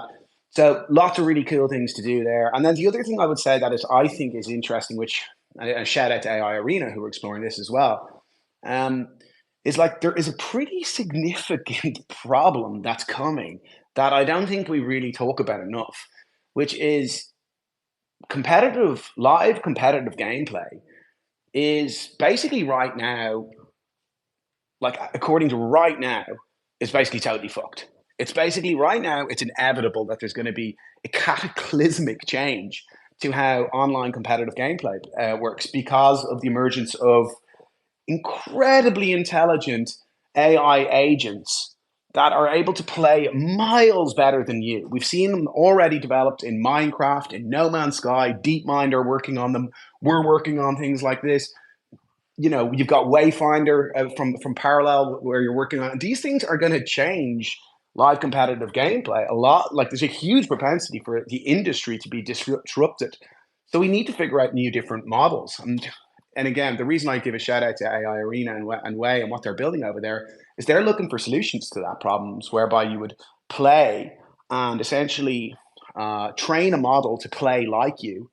And in doing that, you're creating a persona, which that persona then goes and plays like you in different competitive environments, which is a quite a novel and interesting solution, I think. So, you know, I suppose like in summary, I think it's an incredible opportunity for really creative, amazing things, but also it's an important thing for us to explore and able to, in order to be able to protect some of the most fundamental aspects of what has emerged from online multiplayer play over the last couple of decades. Fantastic points from Michael O'Connor on that one. We saw StarCraft 2. I was watching that one up close and personal, and the slow emergence that became very, very rapid of AIs that kicked all the professional players' asses. That was kind of sad how fast it happened, but really, really cool to watch. There's a comment from EMR 2006. He says, I think Sony's patent takes away from the grinders. To your point, I would be pissed if I spent hundreds of hours on a game grinding for gear and someone else just lets their bot run it for them. This one is a no-go for me, sir, even though as a parent, I don't have much time. I'll send it to Nak, who's hitting us with the thumbs down. Oh, I'm so sorry to call this person out. I hate the concept that I suffered and my gameplay was ass, so it has to be that way for everybody. I play old school RuneScape where we vote on literally fucking everything, and the amount of content that gets literally held hostage by salty players who like were grinding for 700 hours and the game's like, "Hey, we realize that this drop rate is totally fucked. We want to retroactively fix this." And there's a subsect of people who are just like, no, I grinded for it. Fuck you. You have to grind for it as well. That just makes the game worse for everybody. I think automatic gameplay is absolutely the future. And I also think that there's a bunch of different ways that you can approach automatic gameplay. TFT is an auto battler, it's literally in the name of the game. Like Dota did the exact same thing. You'll never tell me that people who play games like TFT and Dota aren't real gamers. That game requires an incredible amount of strategy and game knowledge. It requires you playing around with the board, and effectively at the beginning of every round, you sit back and you watch all of the things that you did play out. Did you position your board correctly? Did you itemize your units correctly? Have you built a strong team composition relative to what you're playing? All of these things require real strategic elements that are ultimately played out by a computer or an AI, but that doesn't mean that you don't have input in the game. You've seen this with God games. Games like Black and White have done this. You can play it with Civilization and Age of Empires. One of the most fun ways to play that game is set an automated timer. There's like a whole competitive community for this style of gameplay where you set a time limit of, say, 45 minutes. You go, you build your base, you build up resources, and then at that end of that 45-minute period, you take your hands off the wheel and you let the AI play out the game. Who created the best foundation for their AI to play? Are you going to win based off of the strategy that you put in that 45-minute block? If not, then you'll learn a couple of things and you move back and forth. I think people are afraid of automated gameplay because a lot of people equate it with botting. I agree that the idea of let me pop up a bot and plug it into an MMO and farm this one particular item for 7 years and completely fuck up the economy of the game, that's bad. I don't want that type of automated gameplay. But when it's done well, when it's done through real strategic elements, it one adds a lot to games and creates types of games that just wouldn't be possible. Imagine something like TFT or Dota Auto Chess when you had to control all of the characters. It would be fucking chaotic. The game wouldn't work. And it also helps players get up to speed on specific things. Final Fantasy has implemented a couple of different automated features. You've seen this with a variety of games in the past. It's a really cool way to bring players up to speed on maybe the content that they've missed, or add a strategic element and strategic layer to sort of things with games. You can create new experiences like so many of the people on the panel are doing today. I think the idea that people who want to see automation aren't real gamers is just like a little gatekeepy to me. There's so many different ways to play games, and one of the most fun ways that I play games is through auto battlers and auto chess, and I think it's incredibly strategic. I think it's a ton of fun. I think it's something that more people need to try, and you'll realize really quickly that just because you aren't actually making all of the micro actions with each individual unit doesn't mean that you're playing any less of a game. I absolutely believe that automation in games is the future. I think we're going to see more creative implementations of it as years go on, especially with AI, starting to work its way into games with so many people on the panel today. I'm really excited about the future here, and I don't think it takes away anything from gaming. Automated gameplay is not botting. I want to make that distinction very clear. And when it's done well, it adds so much to the game. People would really enjoy that sort of thing. It's interesting. Ironically, Auto Chess is the name of the Dota mod that became TFT and Underworld and all these other games. I don't even think of that as automatic gameplay because if you ever played it, it is so intense toward the later rounds. There is no way for you to sell things fast enough, buy enough stuff, combine them, reorganize the board, check all the different combinations. Like it is a severely engaging experience, even though aspects of it are automatic. I think this is more so about Night Crows being you hit a button and you could literally AFK, and as long as your phone is still on, you're still leveling. Hakeo with a great comment says AFK games have their own charm, and I would say autoplay full autoplay isn't fun. There's a time and place for this mechanic. And then he chimes in again with Black Desert Online implements autoplay well. You have specific AFK activities, but nothing game breaking. Interesting there. I actually haven't played Black Desert since the release, so I haven't seen those features implemented. I'm going to go to Will's behind the Stardust account.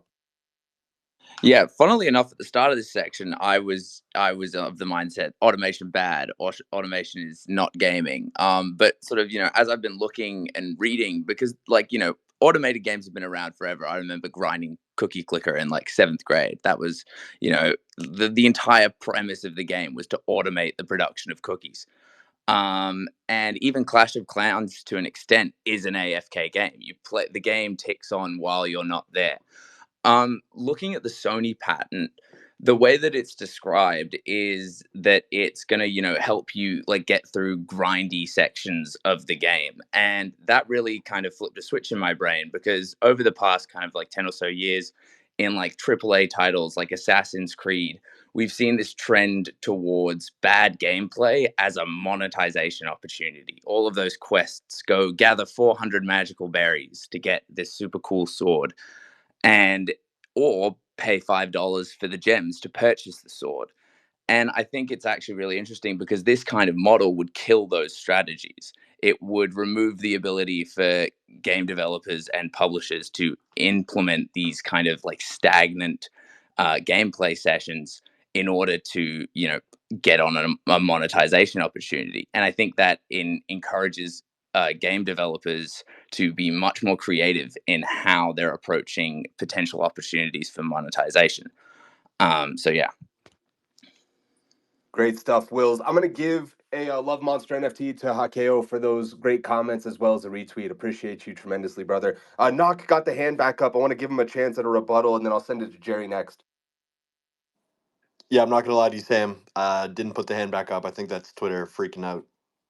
All right, you're dead to me. Jerry, over to you. Hold on, I put my hand up because this guy mentions Cookie Clicker, and everyone's smiling and laughing, and I mentioned it a few fucking months ago, and crickets, you assholes. Dude, the fact that Cookie Clickers come up more than once is crazy to me. You guys had like a childhood that I never got to have because I still don't know what the fuck that is. But I really like what Will said. Good hire on Will's, Andy. Good job on that one. He brings up a really good point in that like if we're automating the shit that's lame about a game, can we just like a crazy thought here, guys? Can we just not have it in the game? If we feel like it's so shitty that we need to automate those things, why don't we just not have them, right? And why don't we just put better shit into the game, right? And I in the example of Night Crows, like it sucks and it has no soul and it has no identity because there was no part of you ever really immersing yourself into the game and then appreciating the fact that you can then automate something. Like WoW did this over the course of like the journey. I remember in Warlords of Draenor, you had like little minions you could send and they'd get like a third of the reward of like a normal daily would get, right? But on the other end of the spectrum, games like AI Arena or auto chess, I think are even because aspects of them are automated, it's almost more immersive, right? You almost get more sucked into the game because you do have a level of influence over the game and you don't have to do the like control each minion, which would be impossible, right? And so when I was playing AI Arena, it was more frustrating than playing like Super Smash Brothers because I couldn't get my fucking thing to do what I wanted it to do. But I got totally hooked on it, and I ended up spending like way more time in that game loop trying to train my agent to do what I wanted it to do than I would have if I was actually playing a game. So I think in ways, if you have the right game loop, it can be a weapon to further, the amount of time people are actually spending in game, thus then purchasing and, just really immersing themselves in it. But it's just a part of it. The automation is a part of it, right? You are still, as a player, you have so much influence over TFT or AI Arena. So I think, right there in the middle ground is a way to have just like a weapon for your game. But fully automating stuff, just make more fun shit in the game so we don't have to skip through the boring stuff, Yeah, I've always wanted to do a topic on this show about gameplay loops and how tight they should be, because I think there's some disagreement here. And then there's obviously games that kind of like spit in the face of it and you have to do shit for like 40 minutes and not have the gameplay loop at all. I think the reason why you don't automate everything, but you sometimes automate some stuff is because like TFT is another good example. It's not really a fighting game. It's like an organization and strategy game where you need to see the fighting so that you can understand how it's unfolding. One of the first games that onboarded me into Web3 was absolutely garbage. I can't even remember the name of it, but essentially all you did was you said like, here's my champion, okay, go fight. And it would just come back to you with statistics. If anybody's played like really, really, really core or hardcore fantasy simulations like basketball games, and it literally just comes back and it's like, you scored 28 points. It is the least satisfying experience that I've ever had in my fucking life, to just be told how many points I got without actually being able to experience how it played and understand it at a deeper level. I'm gonna go over to Koji next. Sorry, I'm having dinner at the same time, but I think, like I said, it goes back to game design, right? Like, is Plinko a fun game?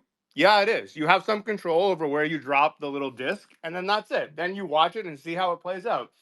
Is Shrapnel a fun game? Yeah. You have full control over your guy. It's all about how fast you can twitch and do all this bullshit. And like, there's something for everyone. Like, fun is not, there's no one gameplay style that dictates fun.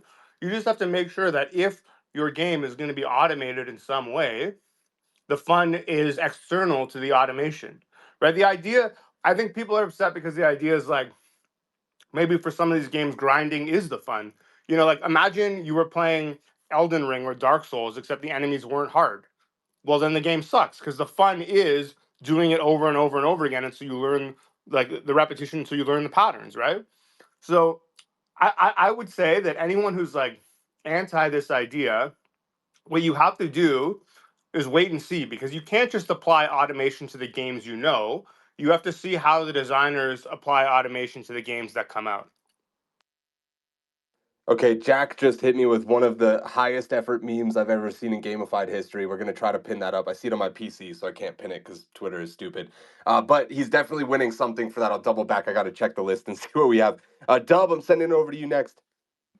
Yeah, like I generally agree with what everyone was saying, except for Sinjin. And it's funny because I used to agree with him. Like, I used to say like, oh, fuck hyper casual. That's a lame thing.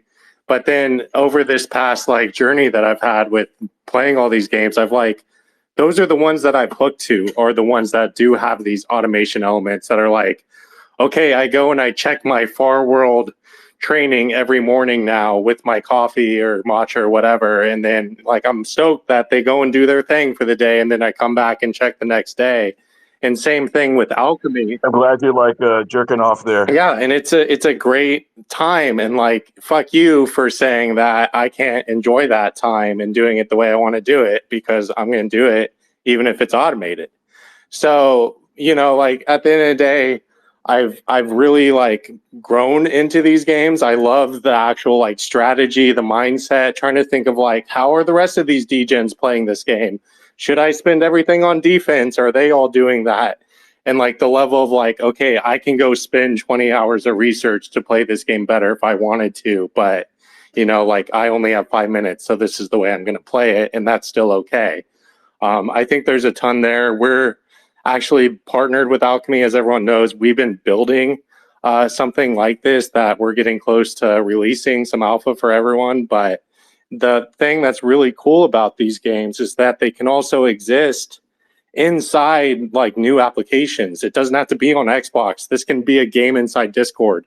This can be a game inside Farcaster and like actually inside your social experience and be deeper integrated into the apps you're already using every day. And I think it's just a big win for everyone. Like even in Slack, you can have some of these games. So it's really a cool thing. Yeah, probably another future topic about the I don't know, the ever presence of games being injected into our social medias, into our communication apps, etc. We could talk about that on another date. Brian Kimball again chimes in the comments. He says, if you can automate more gameplay and let users essentially step away from the game, how does this affect performance metrics like concurrent players and DAUs for game companies themselves? He then chimes in again and says, I see the potential for this to hurt performance reports presented to stakeholders and investors. I would assume it would go the other way. And since I'm never turning it off, your retention rate is crazy, and you have more daily active users because you have sessions that bridge between days, etc. I've lost track of the hands. My apologies there. I think Lems has had it up forever. Then I'll go to Sinjin. I just want to say for the record that I love jerking off. Sorry, go ahead, Lem. What the? Jesus. It's dinner time, Koji. For the love of God, Lems, over to you.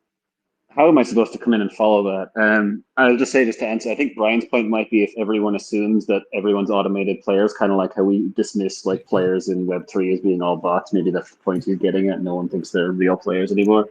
But to answer this, I would say it depends on the game type, whether it's hero or villain, right? Like something like Colony, AI Arena, I would say hero. Like they're designed around having this automation in the game. Like AI Arena, you're training your AI to battle another AI. Like that's part of the actual game loop.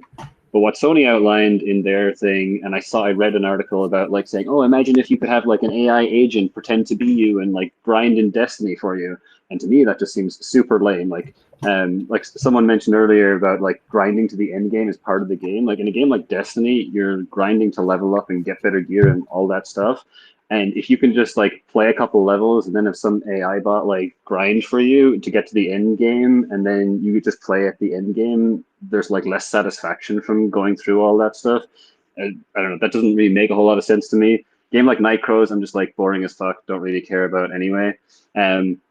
And I think Jerry had said, like, what about, can we just remove the stuff that's just boring that people don't like? But that's also subjective, right? Like some people like the farming stuff in a game, and the thing that's like, it's more passive and it's, a little more casual. And then someone might want to automate that stuff because they don't want to care about farming resources. And then they go and, grind the dungeons or whatever it might be. So I think it really depends on the game loop and how it's implemented. Another thing I've seen people talking about AI agents for is for player liquidity, which I think is a really interesting thing because you can get AI agents that will play and be more like actual real players when you're bootstrapping your game, you're at an early stage, maybe your game that doesn't have a huge number of players, but you have a PvP aspect. And everyone knows it's boring as fuck, especially we've seen it in Web3. You're sitting in a queue for 10 minutes trying to find a PvP competitive game. If you can at least have that filled by agents that are better than your average just generic bot, and they actually mimic real players' gameplay, that's a lot more engaging and a lot more fun. So really, at the end of the day, it kind of depends on what your game type is and how you're implementing it. Oh, Hey, sorry, Sam, I heard Sam, do you mind if I jump on this one? Yeah, go ahead, Sean. Yeah, this one's my bread and butter. So cool. So we've acknowledged that bots exist in large quantity in games, right? And Web3 and in MMOs, especially, can be pretty bad. And we've acknowledged how it can screw up a game's economy. And Michael said it best, that AI is here to stay, right? The best StarCraft player in the world, AI, it's been the way for a while. Best Minecraft player in the world, it's an AI bot. Most games is that case, and if it's not that case, you can put a training model on it, and it'll be the case pretty shortly. And the best chess player in the world, it's the best AI, is AI. The AI players, basically the best normal human chess players, like basically children to AI, right, by comparison. So how do we solve this? So ironically, blockchain, proof of human is a way to solve this, as well as Verisol and some other interesting tech. But I think rather than just that problem, the way that we look at it is, well, how can we use this technology to augment the user experience, right? And what we're not looking to do at Avalon is like replace the core fun, like what makes an MMO fun. We're not looking to replace the core game loop. It's like, what can we do to like improve the experience, right? And So we're building our AI into Avalon so that they can be trained by these models. They can be believable when you're fighting against them, and because it's UGC, someone could even make like one of these characters we talked about that fights you like a real person. But because it's this AI model we talked about, maybe it's kicking your ass not because it's a health sponge with a ton of HP, but because it's actually way better than you at the game. And because it's conversational too, you might even think this is a real person, right? Which is not far away from happening at all. And then taking this idea a bit further, and it's something you'll be able to do in Avalon, is imagine walking into a city. There's AI walking around everywhere. They're fully conversational. They can get mad at you. They'll fight with you. They are believable. They sound like humans. And then let's say I own a piece of land over here, and this is again how we'd augment the experience. What if I had a blacksmith working for me that I trained? I don't want to sit there and sell goods all day that I've been getting, but this blacksmith that I've trained can do it and trade and do things for me, right? And then taking that idea even further too, what if I could have companions? We saw Dragon's Dogma do this really well, something we're doing in Avalon. So I don't have a healer in my group, but I have this healer AI that I've trained as my companion, right? They can come with me. Or maybe you're an Isekai fan like I am and a bit of a degen, and you decide to build a harem party, right? Cool. You want to do that? You can do that. So I think this technology is really exciting, and I think we need to think about how to leverage it to improve our games. And then we also need to be very wary about how it can also destroy our games if we're not careful. Important add-on at the end there, making sure that we're careful in the way that we implement it. I'm seeing a lot of people on both sides of this, but most people in the comments seem open to it as long as we're careful in the way that we implement it. Sinjin, over to you, brother.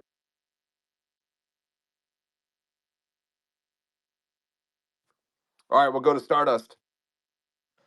Yeah, so as we've been sort of discussing this, a thought occurred to me that like how does this implicate, or like what does this mean for the future of play to earn? Because the whole idea of play to earn was that you would grind and you would go through all of these hours to like get these, you know, elite items that would be worth something. If you can just automate that through an AI bot, how does that is that still viable? And I've been iffy on the PDE thesis for a while now, but I think kind of what we're hearing here is that like it needs to be everything, like all of this automation needs to be implemented in a way that it, one, doesn't touch the fun of the game, but two, doesn't touch the financialization aspects. Because as soon as you can start automating something to print anything that can be turned into real money, everyone is going to be coming in to do that. So definitely a big risk there. All right, and I take it back, Wills. Automate to earn has been my dream for pretty much my whole life because I don't want to work hard. So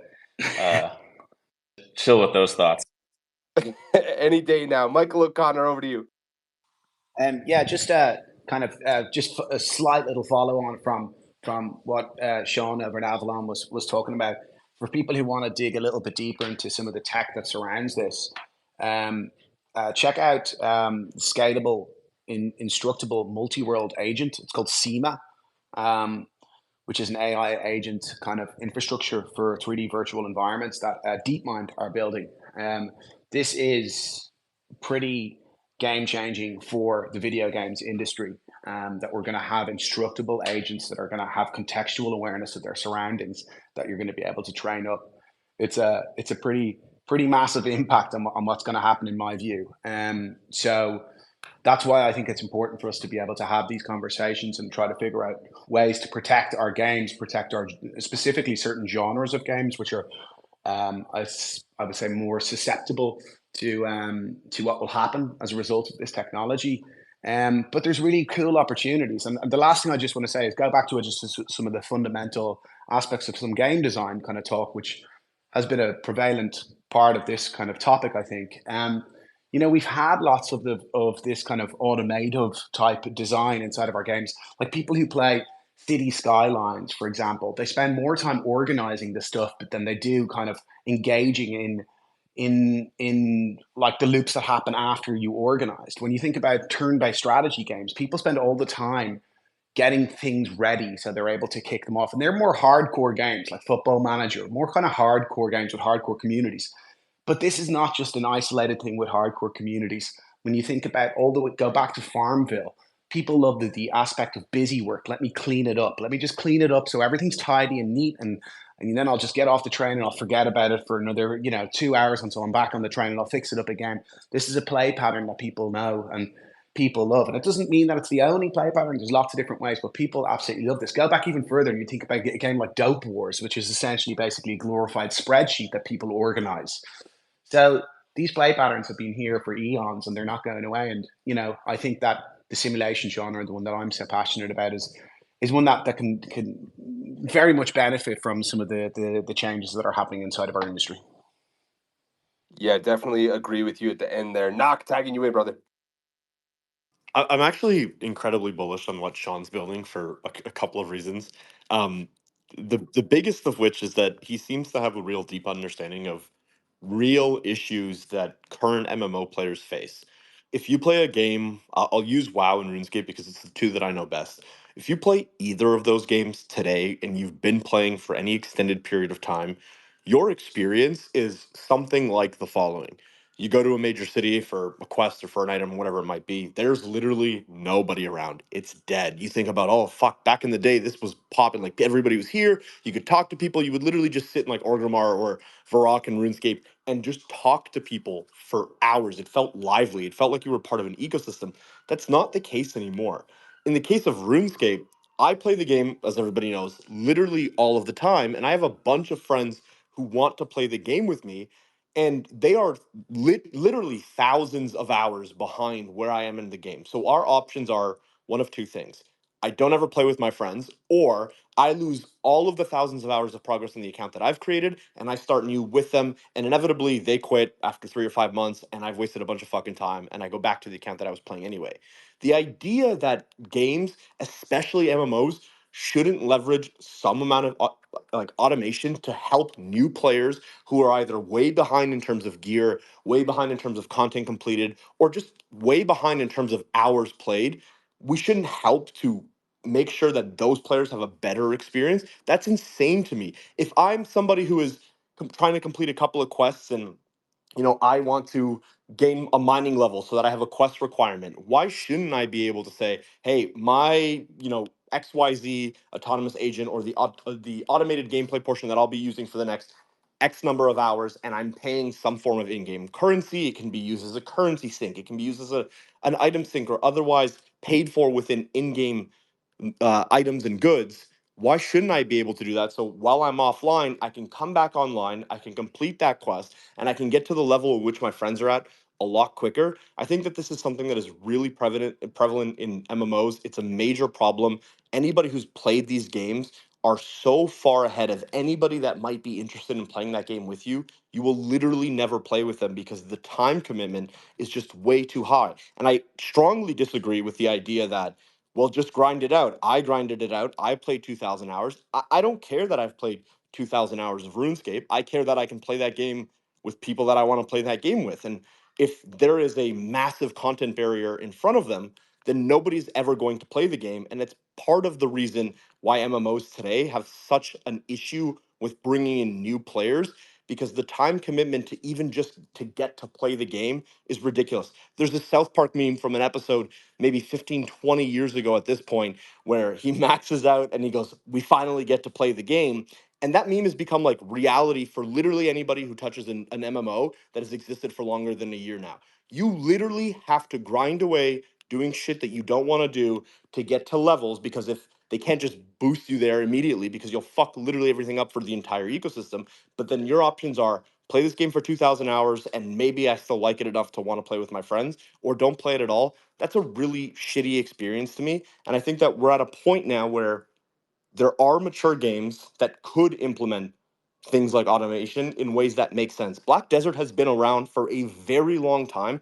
Automation has been in that game for a very long time, and it only continues to grow. Like, it's very clearly not going to be the thing that kills an MMO or any other genre that implements it well. So this idea of I played and I struggled and I put in all these hours, so you should too, is just so stupid to me, because it actively harms the game that you love and it stops new players from trying it out. Knock, are Man, you playing RuneScape right now? Yeah, always. Really well said, for the Knock. Don't forget to check your Venmo account. perfect. Thank you. I'm glad we agreed upon that. No, in all seriousness, I agree 100%, and it's a big part of why we started this company. A lot of what you're saying. So I'm not convinced Nock ever really stops playing RuneScape. Speaking of automation, and that South Park episode was one of the single funniest and most impactful moments of my entire MMO 10-year journey of teenagehood. Whenever they released that episode, I was playing World of Warcraft at the time and seeing the server just light up with the jokes. And for 6 months, everybody referenced it every single day. It was amazing. St. John, I'm going over to you, then to Lems, then we're moving on to the last topic of the day. Yo, fuck Twitter. Yo, I just want to be clear because I guess when I speak, I'm not clear and articulate, so I'll try at this moment. So, any game that uses strategy or an aspect of strategy, whether it's setup or whatever like that, like team fight tactics or whatever, or you set up your character, and there's autoplay on that, I think that's great because the autoplay is kind of like it's really just enacting that strategy, right? And gameplay that may or may not be really necessary. But for games that are like cookie clicker, right? Or something like this, where it's just basically there's really no skill involved. You're just clicking, clicking, clicking. And I played it twice because my son was playing it.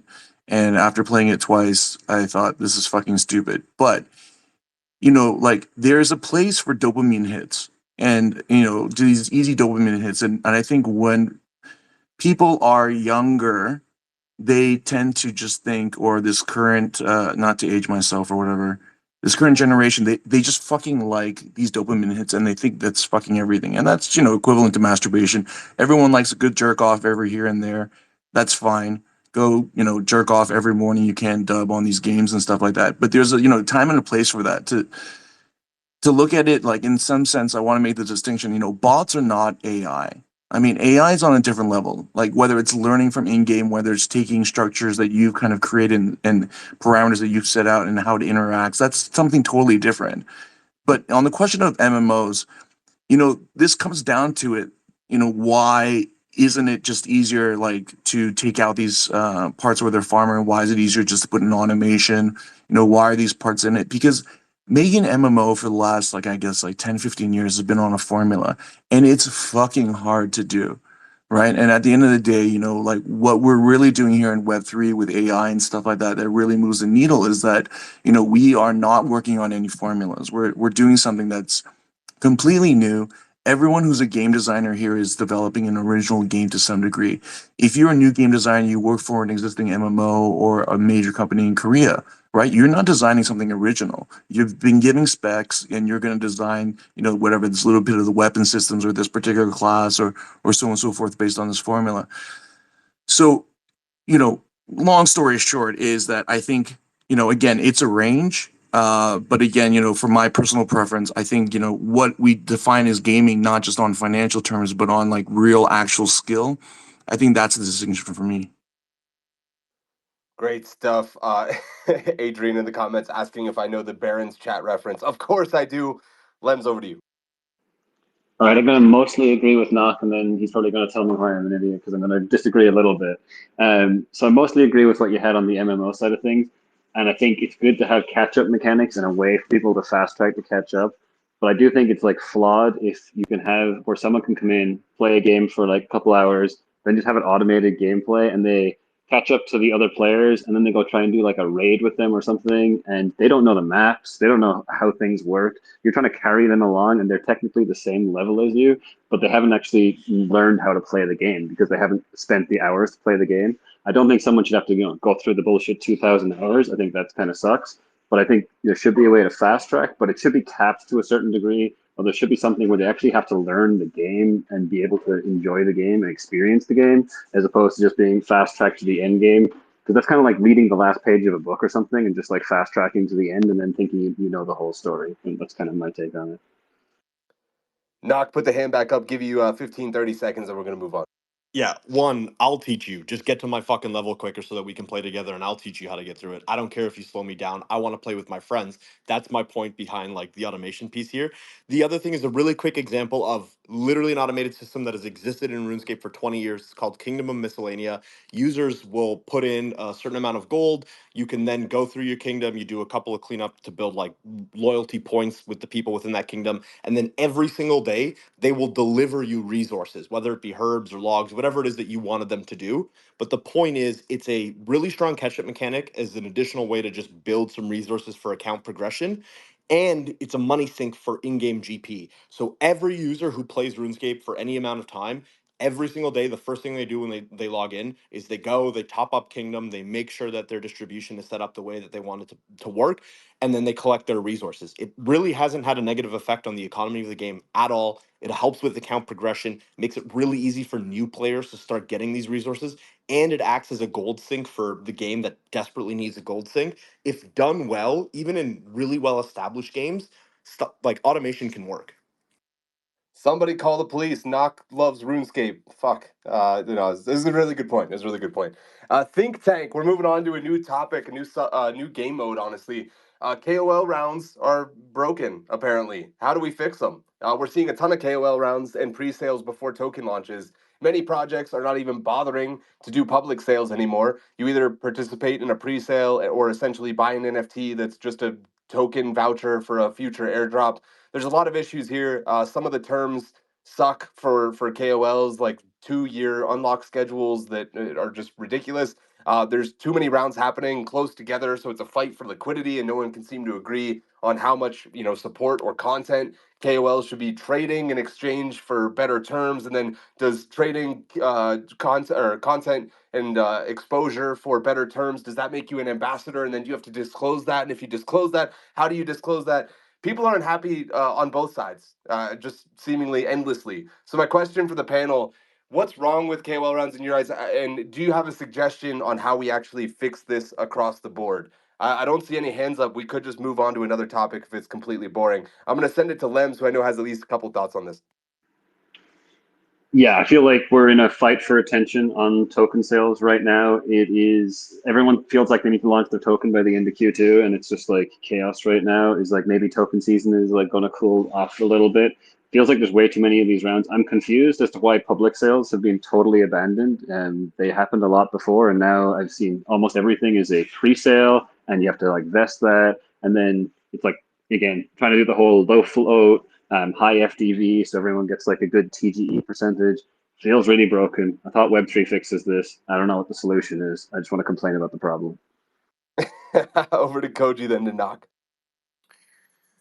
Yeah, I mean, I think a lot of people aren't putting their hands up because it's a tough thing, right? Like as somebody who runs a project, mind you, when we first launched Prime, there wasn't like a KOL round or anything like that. But I think that the idea of wanting to let key players in and ensuring they have stake in the game makes sense because you want your message amplified, and like why else work with KOLs when that's like the main reason.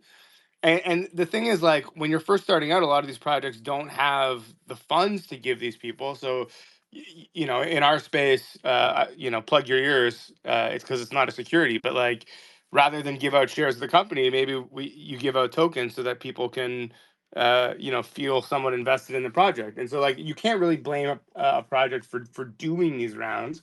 I think that like everything crypto, once something works, it gets overblown to the point of like insanity, right? It's like, hey, that worked a little bit, so let's kick it up to 100 so that basically this entire round is all KOLs and all they do is talk about our fucking project, and then you know the people can be exit liquidity for it or whatever. And so I think we have like we as a space, we're not very good at moderation, but we really have to learn some moderation because I think these things can work if done correctly, but we tend to not want to do things correctly. Slow and steady, and then all at fucking once as soon as it works slow and steady, and then ruin it for everybody. Knock, over to you. Yeah, I actually don't think it's even a moderation problem. I think the problem is too many teams in Web3 for way too long see something work for somebody else. They have no care in the world for the context behind why that particular thing worked. And they said, that team did it, so I'm going to do it. Just like every fucking NFT sale for a team who has no idea how the ecosystem works and goes, This team launched at $2 million, but didn't pay attention to the fact that that team participated within the ecosystem for 2 years. They built a strong community. They paid attention. They have a playable game. They've become a thought leader. Like they just see something work and then they try to replicate it. And in this case, I really strongly believe that thing that worked was Portal. So a lot of teams saw Portal go off well. They saw the fact that they did a KOL round. A bunch of KOLs made a fuckload of money, and then other people wanted to follow people into KOL rounds to try and emulate what happened with Portal. Now what you have is when you're bringing KOLs into a round, you should really be trying to achieve, at least from a team's perspective, one of two things. One, you're trying to better align yourself with important KOLs that you believe in, that align with your values and your vision, that align with the game and the ecosystem that you're creating, people that you trust. You want to reach out to them, you want to talk to them about maybe general direction, and make sure that they have a vested interest in the fact that if this game does well, then hopefully, potentially, maybe assets that are associated with it will also do well. And you have real incentive to be a part of that community and to be a spokesperson for it. That's one of the two paths to bring in a KOL. The other path, maybe a little bit of a dirtier path, but it's an emulative of what we've seen in the NFT world, is you want to do a public sale, so you bring KOLs in the KOL round, so those KOLs are incentivized to bring more people into the public sale, so that their investment feels better for them. They make a little bit more money. The team brings on a little bit more money because you've got a public sale, and everybody in theory is happy. What has happened is we've completely foregone number one. Very, very few teams who are doing any sort of KOL round are like, these are 5 or 6 people that I really want to deeply align ourselves with and that we care about and we think are good opinion leaders within the space. Most teams don't do that anymore. The second batch is the public sale, but they've foregone the public sale and opted to instead just extract as much as humanly possible from KOLs or strategics. And what ends up happening there to games typically blows up in the face of the game is you have a bunch of KOLs get into a round, typically at a pretty aggressive FDV, typically at pretty bad TGE unlock and just generally speaking an unlock schedule for the creator. Things that might make sense from like a business perspective and are actually probably, very fiscally responsible for the teams themselves, but from a KOL perspective, it was actually kind of shitty in terms of how quick you get to a liquidity event. They move these rounds into things that are aggressive and front loaded and make more sense for the game than it does for the KOLs. They completely forego public rounds. KOLs get pissed. They talk negatively about that game, and now the public doesn't want to touch the token with a 10-foot pole. It's become chaotic because people have become less thoughtful in the way that they design these things. You should leverage KOLs. I don't think that that's the problem at all. But the way that you leverage KOLs needs to be well thought out. You need to have a plan. You need to work with people that you believe in, that you're relatively aligned with, that you think for one reason or another might help to push the game, the ecosystem, the platform, whatever it might be, forward. But a lot of teams, and frankly, a lot of KOLs, have stopped thinking. And they say, token coming, do you want in? KOL say yes, here's $5,000. And we stop thinking about it altogether. And we never, ever interact beyond that one very, very transactional exchange.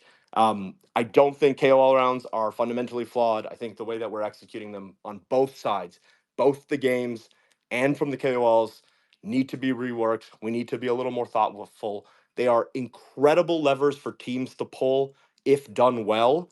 I don't think a whole lot of teams are doing it well right now. Very, very, very well put together statement there. Sinjin, over to you. Yeah, I completely agree with Nog. I'll say that we did not really KOL round, but we opened it up to 10 KOLs that I particularly respected and liked. We haven't announced who they are, and we put them into our basically our seed round. And when I sent them the agreement, it was a safe, so it was for equity plus a token warrant. It wasn't a SAFT. And I put into the email for onboarding in really bold letters, please understand that this is, like a for equity and token warrant and not like just for tokens only. And I wanted them to be very clear before they came on that, this was going to be a long haul. This was for equity. There would be some, obviously unlock at the same with the investors in that round. But, also I was taking it, making it very clear and being very careful that, for these KOLs coming in because they're taking equity, that I assume that a majority of them were non-accredited, right? And so, there's a limit to how many non-accredited investors you can have on your cap table anyways. But I don't think there's a downside to this. I think the whole thing with our space, though, is that, and Nock mentions this a lot, and I agree and I disagree to some degree, is that, if the founding team, or if the objective of the token launch or all this attention is just to get as much money as fucking possible, right? Now, before either it's not possible to raise, or the token will eventually tank, and then you have a year or two to build.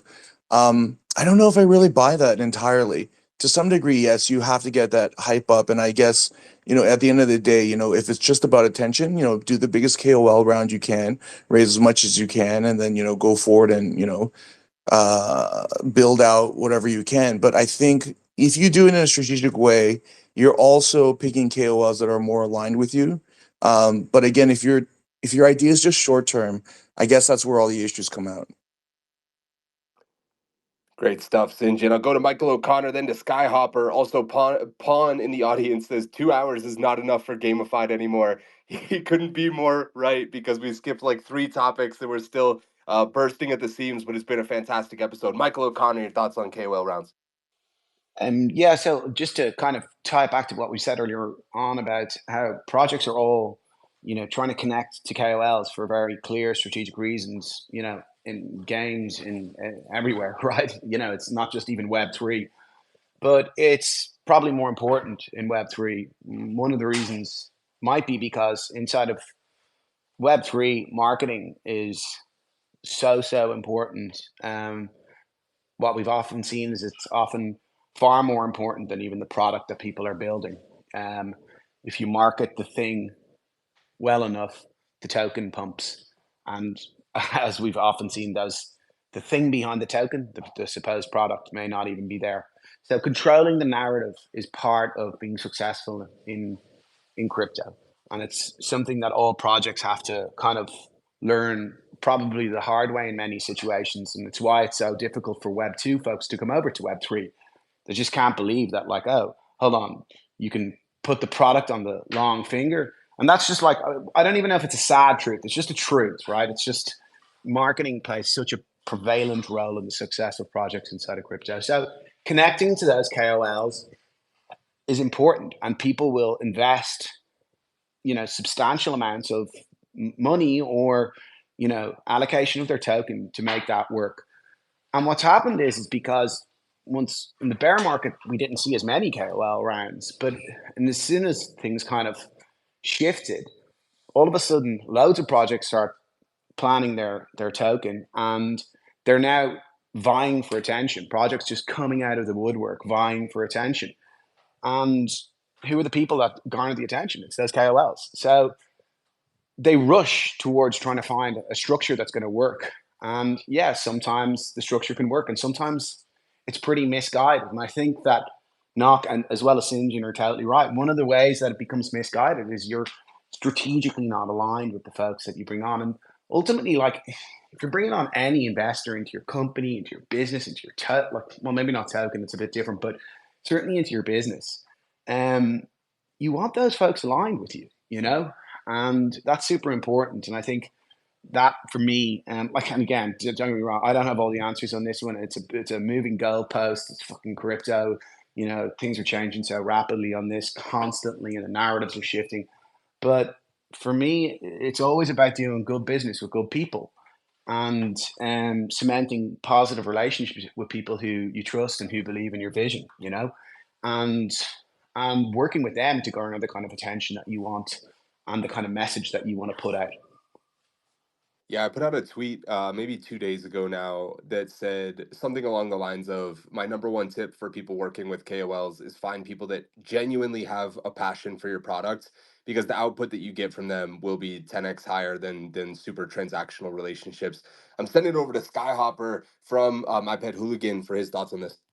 Hey. I'll try and give you my thoughts on this. I guess I'm going to try and give you both sides of this. It all depends on how it's conducted, which I think is the general meat of this conversation, right? But it also depends on what you see a KOL as. Do you consider KOLs purely as influencers, or do you consider them as people who can add value with their expertise or network? I think that's important, and I think that most projects just see KOLs as influencers and nothing else, and that's all they want them for.